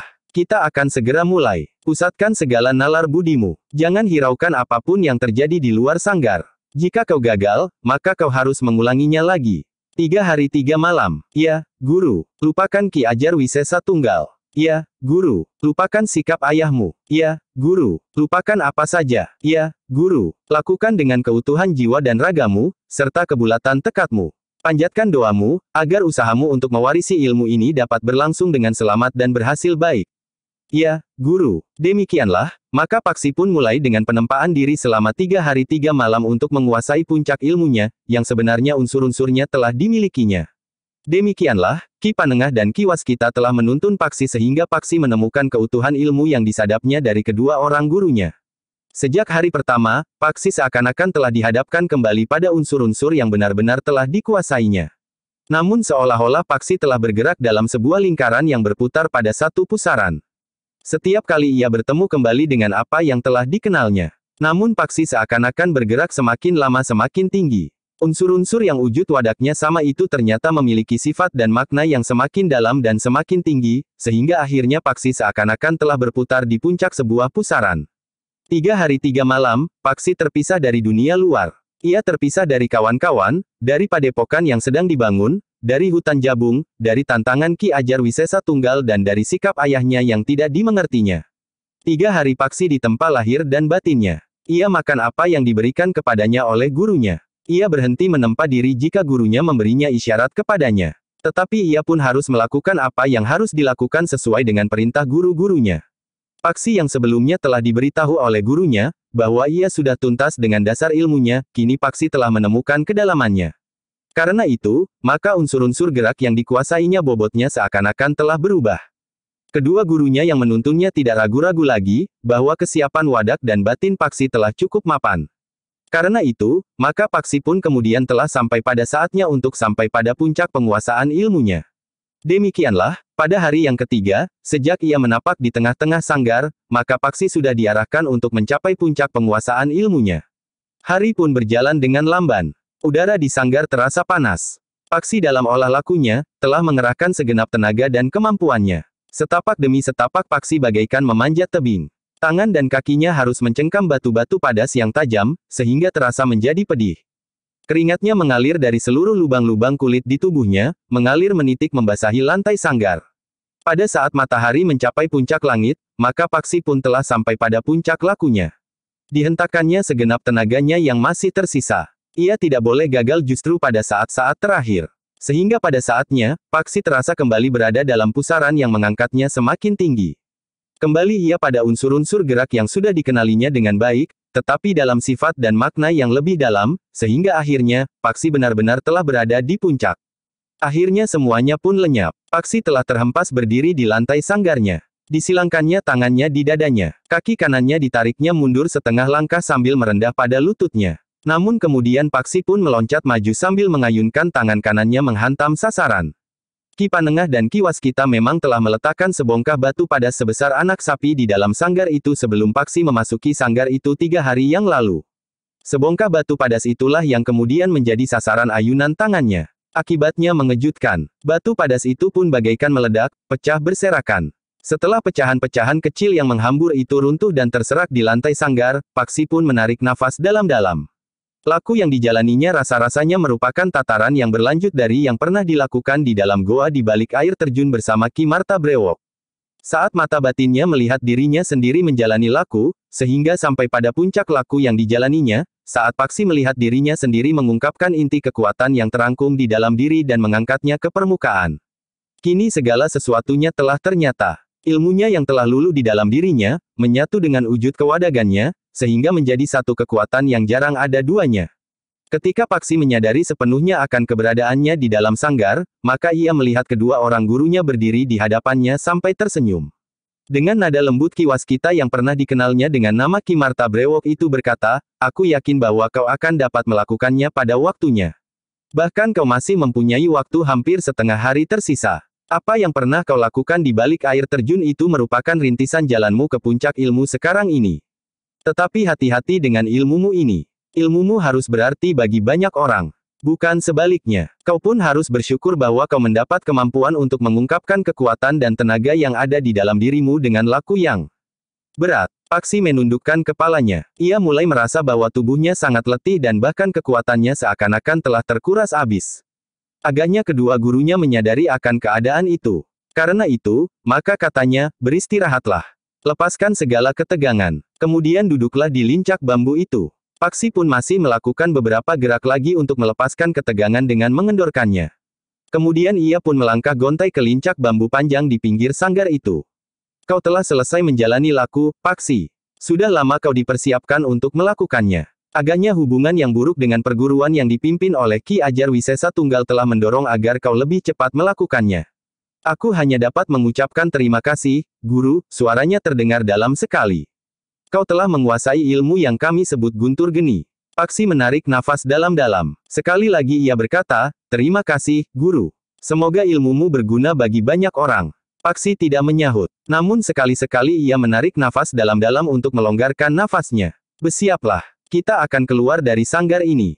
Selama 3 hari 3 malam kita berada di dalam sanggar tanpa gangguan apapun juga. Agaknya Ki Ajar Tunggal Wisesa memang masih belum datang. Paksi mengerutkan dahinya. Dengan nada berat ia pun berdesis, bagaimana jika ia sudah datang dan kita masih terkungkung di sanggar ini?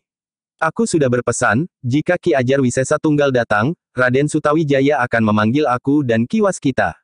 Kau memang akan tetap berada di sanggar agar kau tidak gagal dalam laku yang sedang kau jalani. Lalu siapakah orang kelima yang akan turun ke gelanggang? Bukankah ada Ki Kriyadama? Paksi menarik nafas dalam-dalam. Tetapi menurut pertimbangannya, Ki Kriyadama bukanlah orang perguruannya. Namun pada saat itu Ki Kriyadama memang sedang sibuk bekerja untuk membangun sebuah padepokan bagi perguruannya. Bahkan ketika Ki Panengah dan Ki Waskita akan memasuki sanggar, Ki Kriyadama diminta untuk mengamati kepemimpinan Raden Sutawijaya. Beberapa saat kemudian, Ki Panengah, Ki Waskita dan Paksi pun keluar dari sanggar. Orang-orang yang pertama-tama melihat mereka, segera mendekat. Mereka melihat Paksi yang pucat dan lemah. Tetapi nampak wajahnya berseri. Apakah Paksi berhasil? Bertanya seorang di antara para cantrik. Iya, Ki Panengah lah yang menjawab, Paksi telah berhasil. Kapan giliran kami, Guru? Bertanya seorang yang berambut keriting. Ki Panengah tersenyum. Katanya, baru berapa bulan kau berguru? Jika kau sudah berguru berbilang tahun sebagaimana Paksi, serta wadak dan jiwamu sudah benar-benar siap, maka kau akan segera menjalani laku sebagaimana dijalani oleh Paksi. Cantrik itu pun tertawa. Ia sadar, bahwa sebelumnya ia memang tidak bersungguh-sungguh sebagaimana banyak kawan-kawan. Tetapi kemudian ia telah bersungguh-sungguh berguru kepada Ki Panengah dan Ki Waskita. Pada satu saat, aku pun akan menjalani laku seperti Paksi, berkata cantrik itu di dalam hatinya. Demikianlah, maka Paksi pun segera dikerumuni oleh kawan-kawan, para cantrik yang meninggalkan pekerjaan mereka. Yang terjadi pada Paksi telah mendorong mereka untuk berbuat sebagaimana yang telah dilakukan oleh Paksi. Mereka harus bekerja dengan sungguh-sungguh untuk mendapatkan dan menguasai ilmu. Karena yang penting bagi mereka adalah pewarisan ilmu itu, bukan keberadaan mereka di padepokan. Di sisa hari itu, Paksi pun kemudian telah mandi keramas dengan abu merang. Ternyata bukan saja tubuhnya, tetapi rambutnya pun menjadi kotor. Sedangkan kedua gurunya pun mengatakan, bahwa mandi keramas yang dilakukan itu adalah lambang tekad Paksi untuk membersihkan dirinya dari kotoran yang melekat di semua bagian tubuh dan jiwanya. Di hari berikutnya, tubuh Paksi telah menjadi segar kembali. Kekuatannya bukan saja terasa pulih, namun dalam keadaan khusus kekuatannya memang seakan-akan menjadi berlipat-lipat. Seperti yang dikatakan oleh gurunya, maka Paksi pun merasa dibebani tanggung jawab yang lebih besar bukan saja untuk membangun padepokannya, tetapi juga tatanan kehidupan. Namun dengan demikian, Paksi merasakan satu kehidupan yang lebih hangat di bawah perlindungan sayap-sayap yang tidak terkuat oleh kekuatan apapun. Sayap-sayap Maha Penciptanya. Tetapi dengan demikian, Paksi pun juga harus mengembangkan sayap-sayap kecilnya, untuk melindungi kehidupan yang lebih kecil lagi dari kekecilannya. Pangeran Benawa dan Raden Sutawijaya menanggapi keberhasilan Paksi dengan gembira. Tetapi seperti biasanya Pangeran Benawa sering mempunyai gagasan yang lain dari kawan-kawan. Ketika Paksi sudah nampak segar kembali, maka tiba-tiba saja Pangeran Benawa itu pun berkata, "Paksi, kau dengar gurauan Ki Kriyadama itu? Iya, sangat menarik, kan? Maksud Pangeran, jika ada waktu luang, kita pergi ke hutan. Kita melihat tingkah laku binatang-binatang liar di hutan. Dari tikus, kancil, kera, harimau yang berjenis-jenis, banteng dan apa saja." Lalu, yang menyahut adalah Raden Sutawijaya, lalu kita pun dapat menyebut diri kita bagian dari hutan jabung seperti Ki Kriyadama, begitu. Pangeran Benawa tertawa. Paksi pun tertawa pula. Namun Paksi pun kemudian berdesis, bukankah Raden Sutawijaya pernah menjalani laku di tengah-tengah hutan sampai 8 hari? Dari mana kau tahu? Bertanya Raden Sutawijaya. Ki Panengah yang mengatakannya. Raden Sutawijaya menjalani laku bersama seorang anak muda yang Ki Panengah tidak tahu namanya. Aku tahu, tetapi Kakang Mas tidak pernah mengajak aku. Raden Sutawijaya tertawa. Katanya, baiklah, aku akan ikut kalian jika kalian akan mempergunakan waktu luang untuk melihat-lihat isi dari jantung hutan jabung. Kita akan berbicara dengan Ki Panengah. Jika Ki Ajar Wisesa Tunggal datang, bukankah kita tidak akan tinggal di hutan sampai berhari-hari? Jika kita pergi ke hutan, setiap kali tidak akan lebih dari 1 hari. Tetapi tentu saja tidak hanya sekali. Raden Sutawijaya tertawa, tetapi ia tahu, bahwa gagasan itu tidak lebih dari satu permainan untuk melewatkan kejenuhan. Pangeran Benawa dengan kesibukan sehari-hari yang hampir sama. Tidur, bangun, meningkatkan daya tahan tubuh dan latihan-latihan khusus, bekerja, beristirahat, makan, latihan lagi dan seterusnya. Agaknya Pangeran Benawa yang terbiasa tidak terkungkung dalam satu putaran kerja yang senada menjadi jenuh. Ternyata Ki Panengah dan Ki Waskita tidak berkeberatan. Tetapi dengan pesan, bahwa mereka tidak berburu binatang hutan. Binatang-binatang itu kelak akan menjadi tetangga kita. Jangan sakiti hati mereka, pesan Ki Panengah. Tidak, Guru. Kami datang tidak untuk bermusuhan dengan isi hutan itu. Jaga diri dari patukan ular. Binatang yang sulit untuk diajak bersahabat serta pendendam. Jangan lupa telan butiran obat untuk melawan bisa sebelum kalian memasuki hutan. Bukan saja ular, tetapi kakek laba-laba, dan beberapa jenis kumbang berbisa. Kenapa kakek laba-laba, Guru? Bertanya Pangeran Benawa. Raden Sutawijaya tertawa. Pertanyaan itu memang wajar sekali. Sementara Ki Panengah pun menjawab, laba-laba yang bulunya agak aneh. Sebagian bulu-bulunya berwarna putih seperti uban, sedang yang lain coklat gelap. Seperti brewok Ki Waskita, sahut Raden Sutawijaya.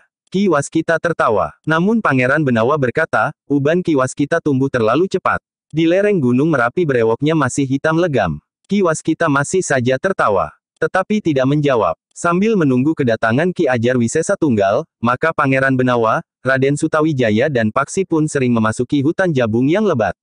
Ketika ada di antara para cantrik yang ingin ikut bersama mereka, Ki Panengah dan Ki Waskita menyatakan keberatannya.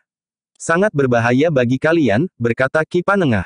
Para cantrik itu pun tidak memaksa. Mereka merasa bahwa kemampuan dan keterampilan mereka masih sangat terbatas. Hari-hari pun telah dijalani dengan kerja dan belajar di hutan jabung. Sementara itu, di Istana Pajang, Sekarsari menjadi semakin sering menghadap Kangjeng Sultan. Bahkan kemudian meskipun Sekarsari tidak akan pergi menengok Harya Wisaka, ia pun telah menghadap pula, sekedar memberitahukan bahwa hari itu ia tidak ingin pergi ke bilik tahanan suaminya. Jangan terlalu sering, berkata Kangjeng Sultan. Hamba, Kangjeng Sultan, rasa-rasanya hamba sudah menjadi jenuh pergi ke bilik tahanan Kakang Mas Harya Wisaka. Karena itu, kau tidak perlu membuang-buang waktumu untuk menengoknya. Dengan demikian, hamba juga tidak terlalu sering mengganggu Paduka. Tidak, aku tidak merasa terganggu. Kau boleh datang kapan saja menghadap. Bahkan daripada kau pergi ke bilik tahanan, lebih baik berada di sini. Tetapi bukankah Paduka terlalu sibuk dengan urusan pemerintahan? Kangjeng Sultan tertawa. Katanya, aku adalah seorang raja. Banyak orang yang membantuku menjalankan pemerintahan. Tetapi bukankah segala kebijaksanaan dari Paduka pula asalnya? Para pembantu Paduka tidak akan dapat melakukan tugas mereka sekehendak hati mereka sendiri. Iya, tetapi bukankah menggariskan kebijaksanaan tidak harus dilakukan setiap hari? Hanya para pembantu yang bodoh sajalah yang setiap hari. Hanya para pembantu yang bodoh sajalah yang setiap hari menunggu perintah. Tetapi para pembantu yang cerdik akan memanfaatkan tugas-tugasnya untuk kepentingan diri sendiri. Kangjeng Sultan tertawa. Katanya, tidak ada seorang pun dari para pembantuku yang berbuat seperti itu. Memanfaatkan jabatannya untuk kepentingan diri sendiri. Tetapi Sekarsari tersenyum. Katanya, Paduka yakin, Kangjeng Sultan, Jika ada satu dua orang yang menyalahgunakan kedudukannya, bukankah itu wajar? Satu atau dua orang dari puluhan bahkan ratusan orang yang setia kepadaku. Bagaimana jika angka itu terbalik?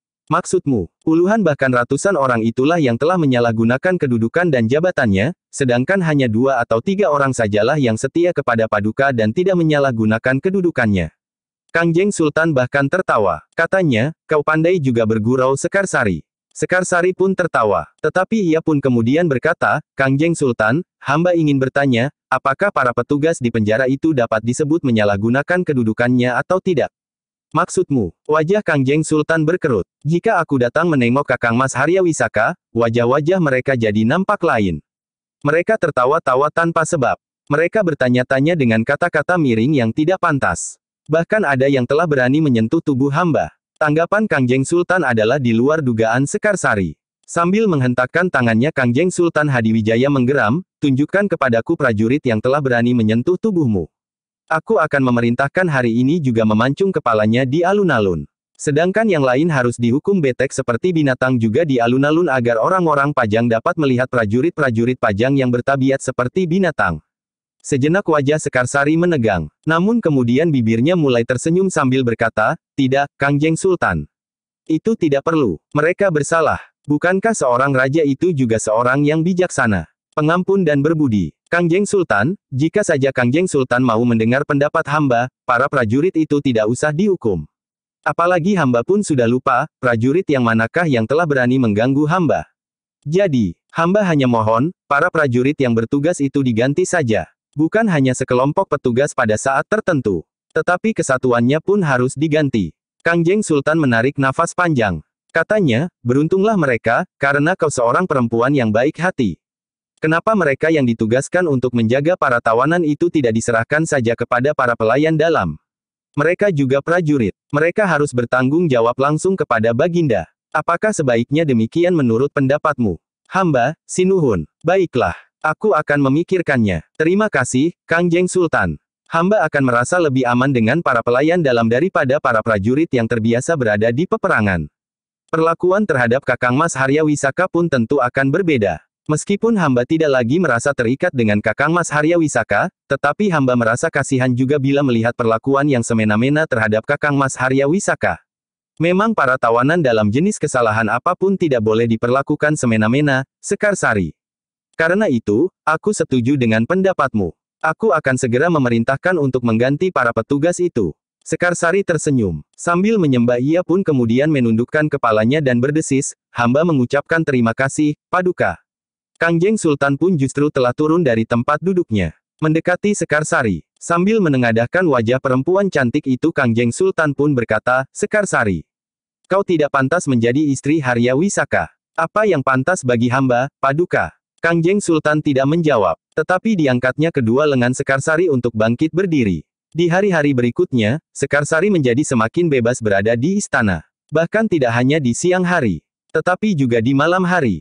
Kangjeng Sultan Hadiwijaya benar-benar telah tenggelam di dalam mimpi indahnya bersama perempuan yang bernama Sekarsari.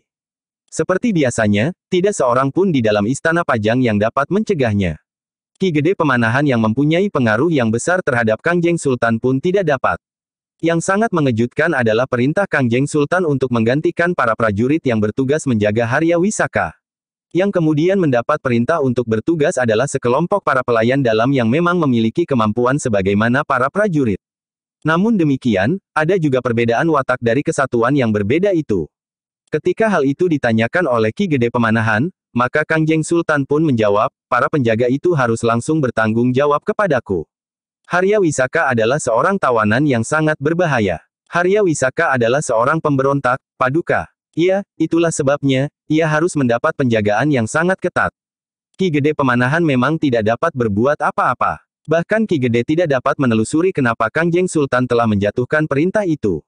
Namun Ki Gede itu menjadi semakin curiga, ketika seorang kepercayaannya memberikan laporan kepadanya, bahwa ia melihat Sekarsari sedang berjalan tergesa-gesa berdua dengan seorang lurah pelayan dalam. Seorang lurah yang masih muda. Apakah ada hubungannya dengan Haryawisaka? Arah pikiranku tidak ke sana, Ki Gede. Lalu apa? Mereka nampak sangat mesra. Lurah pelayan dalam itu memang seorang lurah muda yang gagah dan tampan. Jika Kangjeng Sultan mengetahuinya, lurah yang berwajah tampan itu akan dapat digantung atau dipancung di alun-alun. Apakah yang harus aku lakukan, Ki Gede? Tidak apa-apa, tetapi awasi tempat tahanan Harya Wisaka itu. Jangan terlalu dekat. Jika para pelayan dalam itu mengetahuinya, mereka akan tersinggung. Aku juga akan berbicara dengan Ki Tumenggung Wiradilaga, pemimpin pelayan dalam Pajang. Aku akan memperingatkannya, bahwa Harya Wisaka adalah tawanan yang sangat berbahaya. Prajurit itu mengangguk dalam-dalam sambil berkata, baiklah, Ki Gede. Aku akan selalu mengawasinya. Aku sekarang mohon diri. Hari itu juga Ki Gede Pemanahan telah menemui Ki Tumenggung Wiradilaga. Dengan hati-hati Ki Gede memperingatkan, bahwa Harya Wisaka adalah tawanan yang sangat penting dan berbahaya. Iya, Ki Gede, Ki Tumenggung Wiradilaga mengangguk hormat. Satu tanggung jawab yang berat.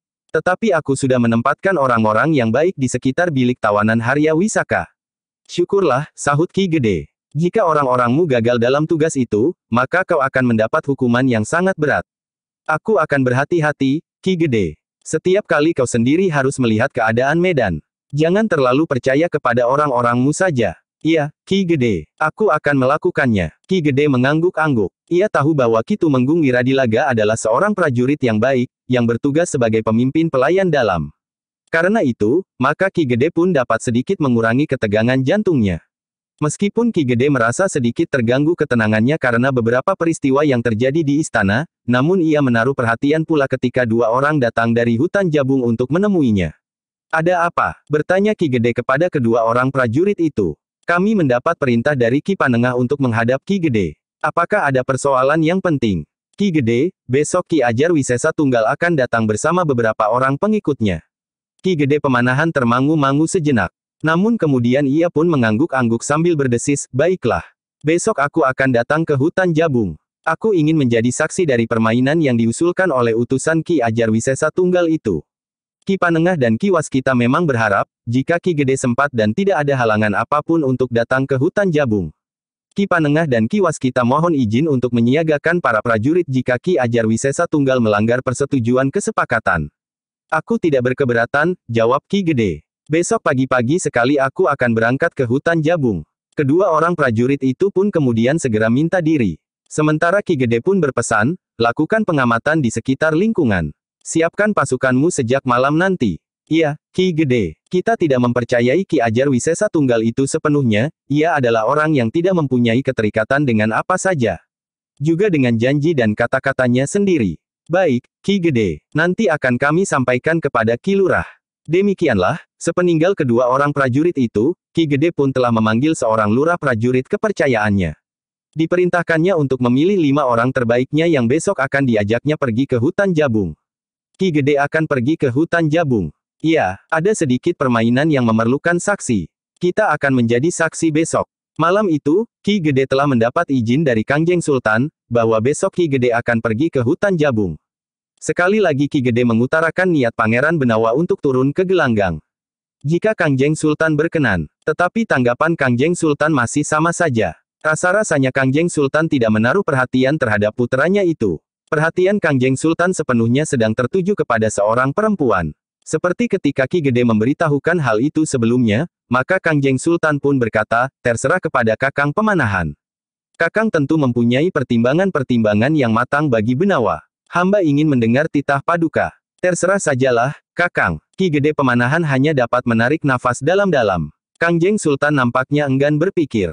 Karena itu dibebankannya tanggung jawab sepenuhnya kepada Ki Gede Pemanahan. Jika terjadi sesuatu yang tidak diinginkan, maka leherkulah taruhannya, berkata Ki Gede di dalam hati. Tetapi Ki Gede Pemanahan memang tidak dapat mendesak Kangjeng Sultan untuk menentukan sikapnya terhadap Pangeran Benawa. Dengan kecewa Ki Gede Pemanahan pun minta diri. Namun Kangjeng Sultan itu masih berpesan, berhati-hatilah, Kakang. Hamba akan berhati-hati, Kangjeng Sultan. Mohon restu. Aku percaya kepada Kakang. Malam itu Ki Gede Pemanahan telah berkemas. Pengenalannya yang tidak terlalu banyak tentang Ki Ajar Wisesa Tunggal memaksanya harus berhati-hati. Tetapi di hutan Jabung telah ada sepasukan prajurit yang jika diperlukan siap untuk bertempur. Pagi-pagi sekali, sebelum matahari terbit, Ki Gede Pemanahan sudah berangkat ke hutan Jabung. Ia ingin sampai di hutan itu mendahului kedatangan Ki Ajar Wisesa Tunggal dan orang-orangnya. 5 orang prajurit pilihan telah ikut bersamanya. Ketika mereka sampai di hutan Jabung, matahari masih rendah di timur. Ki Ajar Wisesa Tunggal memang belum datang sebagaimana diharapkan. Sejenak Ki Gede sempat mengamati kesiagaan para prajurit. Meskipun mereka masih tidak mengenakan pakaian keprajuritan mereka, karena mereka akan tetap berada di pekerjaan mereka, namun mereka berada dalam kesiagaan penuh untuk bertempur. Setiap saat diperlukan, tempat mereka bekerja pun telah mereka atur sesuai dengan kemungkinan yang dapat terjadi di hutan jabung itu. Untuk beberapa saat Ki Gede masih menunggu. Bahkan ketika matahari sepenggalah Ki Gede berkata kepada Ki Panengah dan Ki Waskita, orang itu dapat saja tidak datang hari ini. Tetapi esok atau lusa sesuai dengan wataknya. Keputusannya dapat berubah setiap saat menurut keinginannya yang berubah-ubah. Terpaksa kita yang harus menyesuaikan diri. Tidak, kita dapat juga berbuat sekehendak kita. Jika mereka datang, kita tidak perlu menghiraukannya, sahut Pangeran Benawa. Kita minta mereka menunggu sampai esok. Jika mereka tidak mau, bertanya Ki Gede Pemanahan, ada dua kemungkinan. Kita biarkan mereka pergi, atau kita lumatkan mereka hari ini di sini.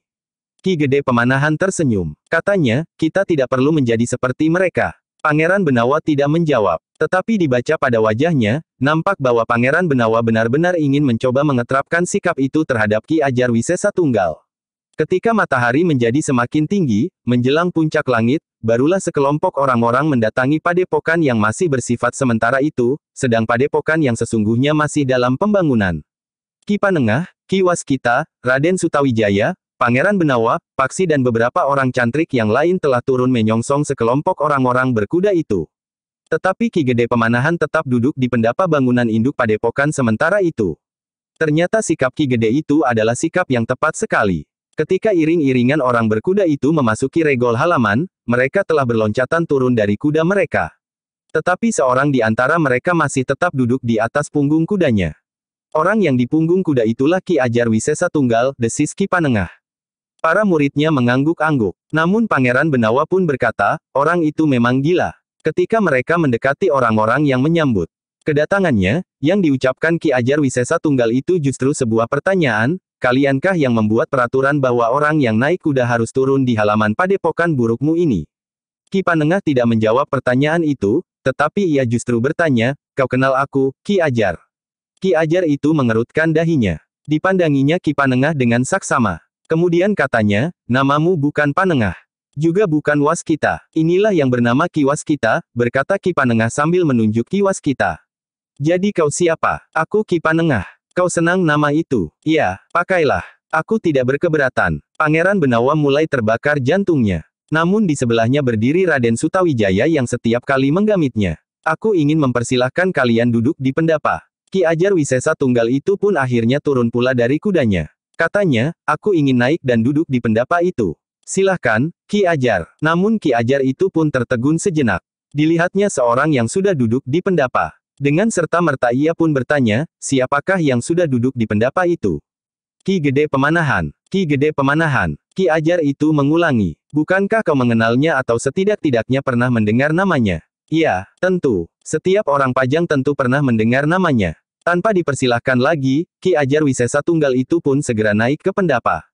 Tanpa memberikan hormat sama sekali kepada Ki Gede Pemanahan ia melangkah mendekat. Sambil berdiri tegak Ki Ajar Wisesa Tunggal itu pun bertanya, kaukah yang bernama Ki Gede Pemanahan? Ki Gede menarik nafas dalam-dalam. Tetapi dengan nada rendah ia menjawab, ya, Ki Sanak.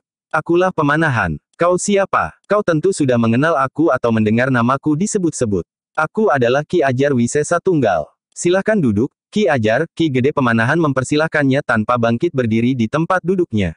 Ki Ajar itu termangu-mangu sejenak. Lalu katanya, rasa-rasanya aku ingin duduk di situ. Ki Ajar itu pun kemudian duduk di pendapa itu. Tetapi ia tidak duduk di atas tikar yang sudah terbentang. Ditariknya sehelai dari tikar-tikar yang terbentang itu untuk duduk di tengah-tengah pendapa. Suruh mereka duduk di sini. Masing-masing membawa tikar sendiri. Ki Panengah dan Ki Waskita memang menjadi agak canggung. Namun tiba-tiba saja Pangeran Benawa menarik mereka berdua dan dengan sedikit memaksa agar mereka duduk bersama Ki Gede Pemanahan. Suruh mereka duduk di sini, terdengar sekali lagi suara berat Ki Ajar Wisesa Tunggal. Raden Sutawijaya lah yang kemudian duduk di hadapan Ki Ajar Wisesa Tunggal itu bersama Paksi. Tetapi Pangeran Benawa telah menahan agar Ki Panengah dan Ki Waskita tidak mendekati. Ki Ajar Wisesa Tunggal itu pun kemudian berkata lebih keras lagi. Suaranya bagaikan guntur yang menggetarkan langit. Pendapa itu telah terguncang dan nyaris runtuh. Suruh mereka duduk di sini. Ternyata Ki Wisesa Tunggal itu telah memamerkan kemampuan Aji Gelap Ngampar yang dimilikinya. Tetapi kekuatan Aji Gelap Ngampar itu tidak mengejutkan sama sekali. Orang-orang berilmu tinggi dari perguruan Ki Panengah tidak terpengaruh sama sekali dengan getar Aji Gelap Ngampar, meskipun mereka harus meningkatkan daya tahan mereka. Terutama bagi bagian dalam tubuh mereka. Karena itu, mereka seakan-akan tidak mendengar dan tidak mengetahui bahwa pendapa yang mereka pergunakan sementara itu terguncang. Mereka masih saja duduk di tempat mereka masing-masing. Bahkan Raden Sutawijaya dan Paksi yang duduk di hadapan Ki Ajar Wisesa Tunggal itu masih saja duduk sambil tersenyum-senyum. Wajah Ki Ajar itu nampak berkeringat. Tidak ada seorang pun dari mereka yang duduk bersama-sama Ki Gede Pemanahan berpindah tempat. Aji Gelap Ngampar yang dilontarkan itu sama sekali tidak berpengaruh atas orang-orang dari padepokan Ki Panengah. Ki Gede Pemanahan masih tetap duduk di tempatnya. Ki Panengah dan Ki Waskita duduk beberapa jengkal dari Ki Gede. Di sebelahnya lagi adalah Pangeran Benawa. Namun tiba-tiba saja Pangeran Benawa itu bangkit berdiri. Ki Panengah dan Ki Waskita tidak sempat menangkap pergelangan tangannya. Mau apa anak itu, desis Ki Gede Pemanahan. Pangeran Benawa pun kemudian menarik sehelai tikar lagi. Tetapi tidak dibawa mendekati Ki Ajar Wisesa Tunggal. Tetapi ditariknya tikar itu ke sudut. Tiba-tiba saja Pangeran Benawa itu berbaring di atas tikar itu. Bahkan Pangeran Benawa itu pun telah memejamkan matanya. Aku mengantuk, berkata Pangeran Benawa. Jika saat berkelahi itu tiba, bangunkan aku. Wajah Ki Ajar Wisesa Tunggal menjadi merah. Dengan garang ia berkata, "Hei, siapa kau? Murid Ki Panengah. Pantas, kau tidak tahu aturan sama sekali. Aku tamu padepokan ini masih berada di sini, kau tidur di situ." Tetapi Pangeran Benawa itu pun bertanya, "Siapakah yang telah membuat aturan itu? Kau, atau siapa?" "Aku tidak terikat pada peraturan apapun juga, kecuali peraturan dan pageran yang ditetapkan oleh Kangjeng Sultan." "Persetan dengan Kangjeng Sultan, persetan dengan peraturanmu. Aku mau tidur. Peliharalah mulutmu baik-baik, Ki Ajar Wisesa Tunggal." Kemarahan Ki Ajar sampai ke ubun-ubun. Tiba-tiba saja ia meloncat bangkit. Namun bersamaan dengan itu, Raden Sutawijaya dan Paksi yang duduk di hadapannya telah bangkit pula dan bersiap menghadapi segala kemungkinan. Sementara Pangeran Benawa masih tetap berbaring. Bahkan dengan lantang Pangeran Benawa itu pun berkata, "Kau tidak boleh marah, Ki Ajar, sebagaimana Ki Panengah juga tidak marah ketika kau tidak mau turun dari kudamu saat kau memasuki halaman padepokan ini, karena kau merasa tidak terikat pada peraturan yang ada. Sekarang, biar saja aku berbuat sesuka hatiku tanpa menghiraukan peraturan, sopan santun dan unggah-ungguh. Setan kau, aku ingin melumatkan mulutmu. Aku masih memerlukan mulutku, Ki Ajar." Kemarahan Ki Ajar tidak terbendung lagi. Tiba-tiba saja ia pun berteriak, "Kita turun ke halaman. Kita mulai pertarungan itu. 5 orang dari perguruanku dan 5 orang dari perguruan Ki Panengah. Selebihnya orang-orangku akan menjadi saksi, bahwa nama besar perguruan Ki Panengah akan runtuh.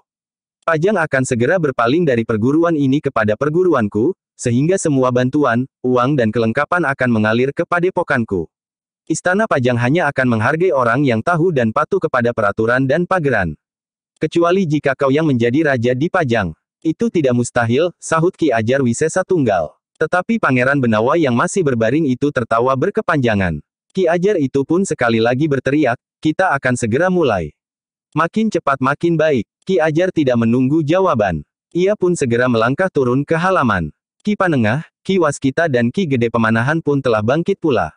Mereka pun segera turun pula ke halaman, sementara Raden Sutawijaya menghampiri Pangeran Benawa sambil berkata, "Marilah.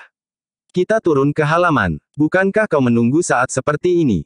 Pangeran Benawa bangkit berdiri. Katanya, Ajar Edan itu harus dipaksa untuk mengerti pageran sebagai tatanan kehidupan yang harus dianut dan dipatuhi oleh masyarakat. "Kita akan mendapat kesempatan nanti." Pangeran Benawa tidak berkata apa-apa lagi. Tapi ia pun segera turun pula ke halaman. Dalam pada itu, Ki Ajar Wisesa Tunggal itu pun berkata, "Kita akan memperbandingkan ilmu dari 5 orang dari padepokanku dan 5 orang dari padepokan Ki Panengah. Kita tidak akan menentukan siapa melawan siapa. Tetapi 5 orang melawan 5 orang." Ki Panengah dan Ki Waskita menarik nafas panjang. Justru sebelum mereka mengusulkan, Ki Ajar Wisesa Tunggal sudah menyebutnya. Ketika mereka berpaling kepada Ki Gede Pemanahan, maka Ki Gede itu pun menganggukkan kepalanya sambil tersenyum. Karena itu, maka Ki Panengah pun berkata, "Baiklah, Ki Ajar. Kita masing-masing akan turun bersama 5 orang yang akan berhadapan dengan 5 orang. Ini adalah satu kesepakatan. Apa artinya kesepakatan? Bertanya Ki Ajar. Kita masing-masing harus tunduk pada kesepakatan itu. Jika tiba-tiba timbul niat yang lain, kenapa kita harus terbelenggu dengan kesepakatan? Baik, yang menjawab adalah Pangeran Benawa yang juga sudah turun ke halaman. Kemudian ia pun berkata lantang, Ki Lurah, siapkan para prajurit. Semuanya, jika nanti tiba-tiba aku bermimpi buruk, aku ingin kalian semuanya turun ke arena untuk membantai orang-orang yang berani datang memasuki padepokan kita. Ki Ajar mengerutkan dahinya. Katanya, itu pikiran gila. Bukan pikiran gila, hanya kalau tiba-tiba timbul niat yang lain. Tetapi itu bukan sifat laki-laki. Apa arti sifat seseorang dihadapkan kepada kesepakatan? Sifat laki-laki adalah berpegang pada kesepakatan, tanpa tiba-tiba timbul niat yang lain, jawab Pangeran Benawa. Ki Ajar Wisesa Tunggal menggeram. Ia belum pernah berhadapan dengan orang yang bersikap demikian keras terhadapnya. Namun tiba-tiba saja Ki Ajar itu membentak, "Hei, siapa namamu?" Itu tidak penting. Kenapa kita harus terikat pada sebuah nama? Gila, anak iblis, teriak Ki Ajar Wisesa Tunggal. Bersiaplah. Kita akan membuat arena. Para cantrik dari Padepokan Ki Panengah dan para pengiringnya telah membentuk satu lingkaran bersama para prajurit yang bekerja di Padepokan itu. Mereka telah menghentikan kerja mereka dan ikut menyaksikan perbandingan ilmu yang diinginkan oleh Ki Ajar Wisesa Tunggal yang ingin merebut kepercayaan Istana Pajang dari Padepokan yang dipimpin oleh Ki Panengah itu. Dalam pada itu, 5 orang dari Padepokan Ki Panengah telah berada di lingkaran arena. Ki Panengah dan Ki Waskita sendiri, Raden Sutawijaya, Pangeran Benawa dan Paksi.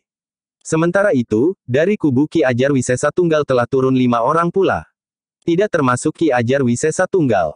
Setan tua itu tidak turun ke arena, desis Pangeran Benawa. Raden Sutawijaya termangu-mangu pula. Namun ketika ia memandang Ki Gede Pemanahan, maka Ki Gede itu pun mengangguk. Ayah akan mengawasinya, desis Raden Sutawijaya kemudian. Pangeran Benawa mengangguk-angguk. Sementara itu, Ki Kriyadama justru berdiri hanya beberapa langkah saja dari Ki Ajar Wisesa Tunggal. Mereka tidak akan berani berbuat gila di sini, desis Raden Sutawijaya. Mereka dikelilingi oleh prajurit Pajang. Ki Ajar Wisesa Tunggal pun tahu, bahwa Ki Gede Pemanahan ada di sini pula. Pangeran Benawa masih mengangguk-angguk. Sementara itu, Ki Panengah yang berdiri di sebelah Paksi pun berdesis, berhati-hatilah, Paksi. Kau akan menjadi taruhan. Ya, Guru. Apakah orang yang bernama Semburwangi itu ada di antara mereka? Tidak, Guru. Tetapi Ki Surakanda ada di antara 5 orang itu. Ya, nampaknya orang itu sangat yakin akan dapat mengalahkan kita dan membawamu kepada Ki Semburwangi. Tetapi bukankah Ki Ajar Wisesa Tunggal tidak menyebut-nyebut namaku? Tetapi jika mereka benar-benar menang, Surakanda tidak akan melupakan perjanjian itu, meskipun seperti sikap Pangeran Benawa, tiba-tiba saja dapat timbul niat yang lain. Paksi tersenyum. Sementara Ki Waskita pun berkata, itu hanya satu cara untuk menutupi kelicikan-kelicikan yang selalu dilakukan oleh Ki Ajar Wisesa Tunggal. Ia sengaja berbuat agar dirinya dianggap tidak mau terikat kepada segala bentuk peraturan dan pageran. Tepat, sahut Ki Panengah. Namun dalam pada itu, Ki Ajar Wisesa Tunggal pun telah berteriak, bersiap-siaplah.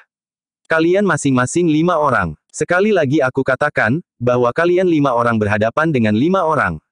Namun tiba-tiba seperti yang dikatakan oleh Ki Panengah, Surakanda itu pun berteriak, jika kami menang, kami akan membawa Paksi bersama kami. Paksi tidak dapat menolak. Tetapi seperti sudah diduga pula, Pangeran Benawa pun menyahut, persetan dengan kesepakatan.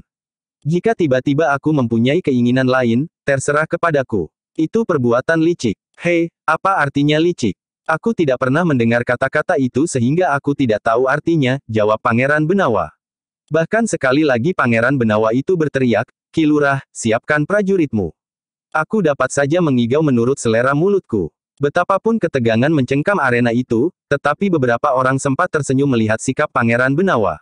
Ki Gede Pemanahan pun tersenyum pula. Sementara wajah Ki Ajar Wisesa Tunggal justru menjadi kemerah-merahan. Ia tidak mengira bahwa pada suatu saat ia akan bertemu dengan seseorang yang telah membenturkan kebiasaannya itu dengan tingkah laku yang sangat menjengkelkan, sehingga Ki Ajar Wisesa Tunggal itu telah termakan oleh kebiasaannya sendiri. Dengan suara yang menggelegar Ki Ajar Wisesa Tunggal itu pun berteriak, kita akan segera mulai. Beberapa orang prajurit yang berdiri di sekitar arena merasakan getar suara itu seakan-akan menghentak di dada mereka. Tetapi suara yang dilontarkan dengan kekuatan aji gelap ngampar itu sama sekali tidak mempengaruhi kelima orang yang telah berdiri di arena. Kelima orang yang sudah berada di dalam lingkaran itu pun segera mempersiapkan diri. Agaknya orang-orang Ki Ajar Wisesa Tunggal yang berada di dalam lingkaran itu dipimpin oleh Ki Surakanda. Beberapa kali ia melambaikan tangannya untuk memberikan isyarat kepada keempat orang kawannya. Seorang di antara kelima orang pengikut Ki Ajar Wisesa Tunggal itu adalah seorang yang bertubuh tinggi dan besar. Kepalanya botak dan sengaja tidak memakai ikat kepala. Tetapi kumisnya tumbuh lebat di bawah hidungnya, terpelihara rapi menyilang hampir sampai ke telinga meskipun sudah bercampur putih. Seorang lagi tubuhnya terhitung kecil. Tetapi sejak memasuki arena, tubuhnya selalu bergerak dengan lincahnya. Tubuhnya yang kecil itu agaknya memang terlalu sulit untuk disentuh. Rambutnya yang sudah putih, terjurai di bawah ikat kepalanya yang dipakainya sekenanya saja. Yang lain adalah seorang yang umurnya separuh baya. Seorang yang berwajah tampan. Kumisnya yang tipis terpelihara rapi. Pakaiannya nampak tertata dengan tertib dan berwarna cerah. Seorang lagi justru sangat menarik perhatian. Seorang tua yang bertubuh kurus dan tidak mengenakan baju, sehingga tulang-tulang iganya nampak mengambang di dadanya. Sepasang matanya yang cekung memancarkan kilatan-kilatan kemampuannya yang tinggi. Ki Panengah memperhatikan orang itu sejenak. Kemudian ia pun berdesis, orang inilah yang harus mendapat perhatian utama. Raden Sutawijaya yang memiliki ilmu seakan-akan tidak terbatas itu pun berkata, "Lintang Worawari." Ki Panengah dan Ki Waskita mengerutkan dahinya. Perlahan Ki Waskita berdesis, "Raden yakin?" "Iya, serahkan orang itu kepadaku meskipun kita akhirnya akan bekerja bersama." Tetapi Pangeran Benawa justru tertawa. Namun sebelum ia mengatakan sesuatu, Raden Sutawijaya berdesis, "Ses. Mereka sudah siap." Pangeran Benawa menarik nafas dalam-dalam. Dengan malas ia melangkah menjauhi Raden Sutawijaya. Ketika ia lewat di depan Paksi, ia pun berdesis, "Jangan terlalu jauh dari Kakang Mas Sutawijaya. Mata orang yang tidak berbaju itu sangat berbahaya. Ia memiliki ilmu lintang worawari. Ternyata ada juga jenis ilmu yang belum diketahuinya." Tanpa ditentukan sebelumnya, Ki Ajar Wisesa Tunggal itu telah menempatkan diri untuk memimpin perbandingan ilmu antara dua padepokan itu. 10 orang yang berada di dalam arena itu sama sekali tidak bersenjata. Sementara itu, Ki Gede Pemanahan pun mengerutkan dahinya ketika ia melihat orang yang tidak berbaju itu. Di sisi lain, Ki Kriyadama pun menjadi tegang. Ternyata Ki Ajar Wisesa Tunggal tidak bermain-main dengan acaranya itu. Ki Kriyadama pun menaruh perhatian terbesar kepada orang tua kurus yang tidak berbaju itu. Dalam pada itu, para prajurit yang berada di sekitar arena itu pun menyadari, bahwa orang-orang yang berada di dalam arena itu adalah orang-orang yang berilmu sangat tinggi. Namun seperti dikatakan oleh Pangeran Benawa, mereka pun harus bersiap menghadapi kemungkinan yang paling buruk. Beberapa saat kemudian, maka orang-orang yang sudah berada di arena itu pun telah menyebar. Kedua belah pihak tidak ingin bertempur dalam kelompok yang menyatu, meskipun mereka akan berhadapan dalam keutuhan. Ternyata bukan hanya Pangeran Benawa yang memperingatkan Paksi, tetapi Raden Sutawijaya pun berdesis di telinga Paksi sambil lalu, "Hindari orang tidak berbaju itu. Jangan terlalu jauh dari aku." Paksi mengangguk kecil, tetapi dengan demikian ia menyadari betapa berbahayanya orang kurus yang tidak berbaju itu.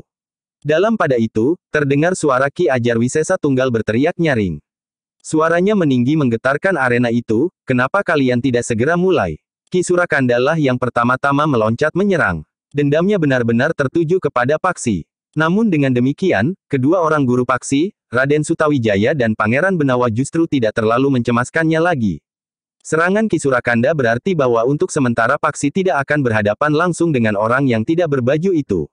Dalam pada itu, Raden Sutawijaya lah yang melangkah mendekati orang yang tidak berbaju itu. Sambil tersenyum Raden Sutawijaya pun berdesis, "Kita belum saling mengenal, Kisanak." Tetapi di luar dugaan Sutawijaya, ternyata orang itu terlalu garang. Yang pertama-tama diucapkan adalah umpatan kasar. Kemudian katanya, "Kau mau apa tikus kecil? Ah, jangan begitu, Kisanak. Mungkin dalam pertemuan ini kita akan dapat saling menimba ilmu. Aku cekik kau sampai mati.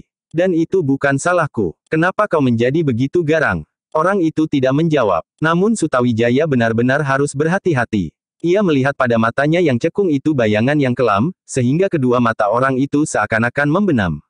Namun justru matanya itulah yang harus mendapat perhatian, meskipun tidak harus ditatap.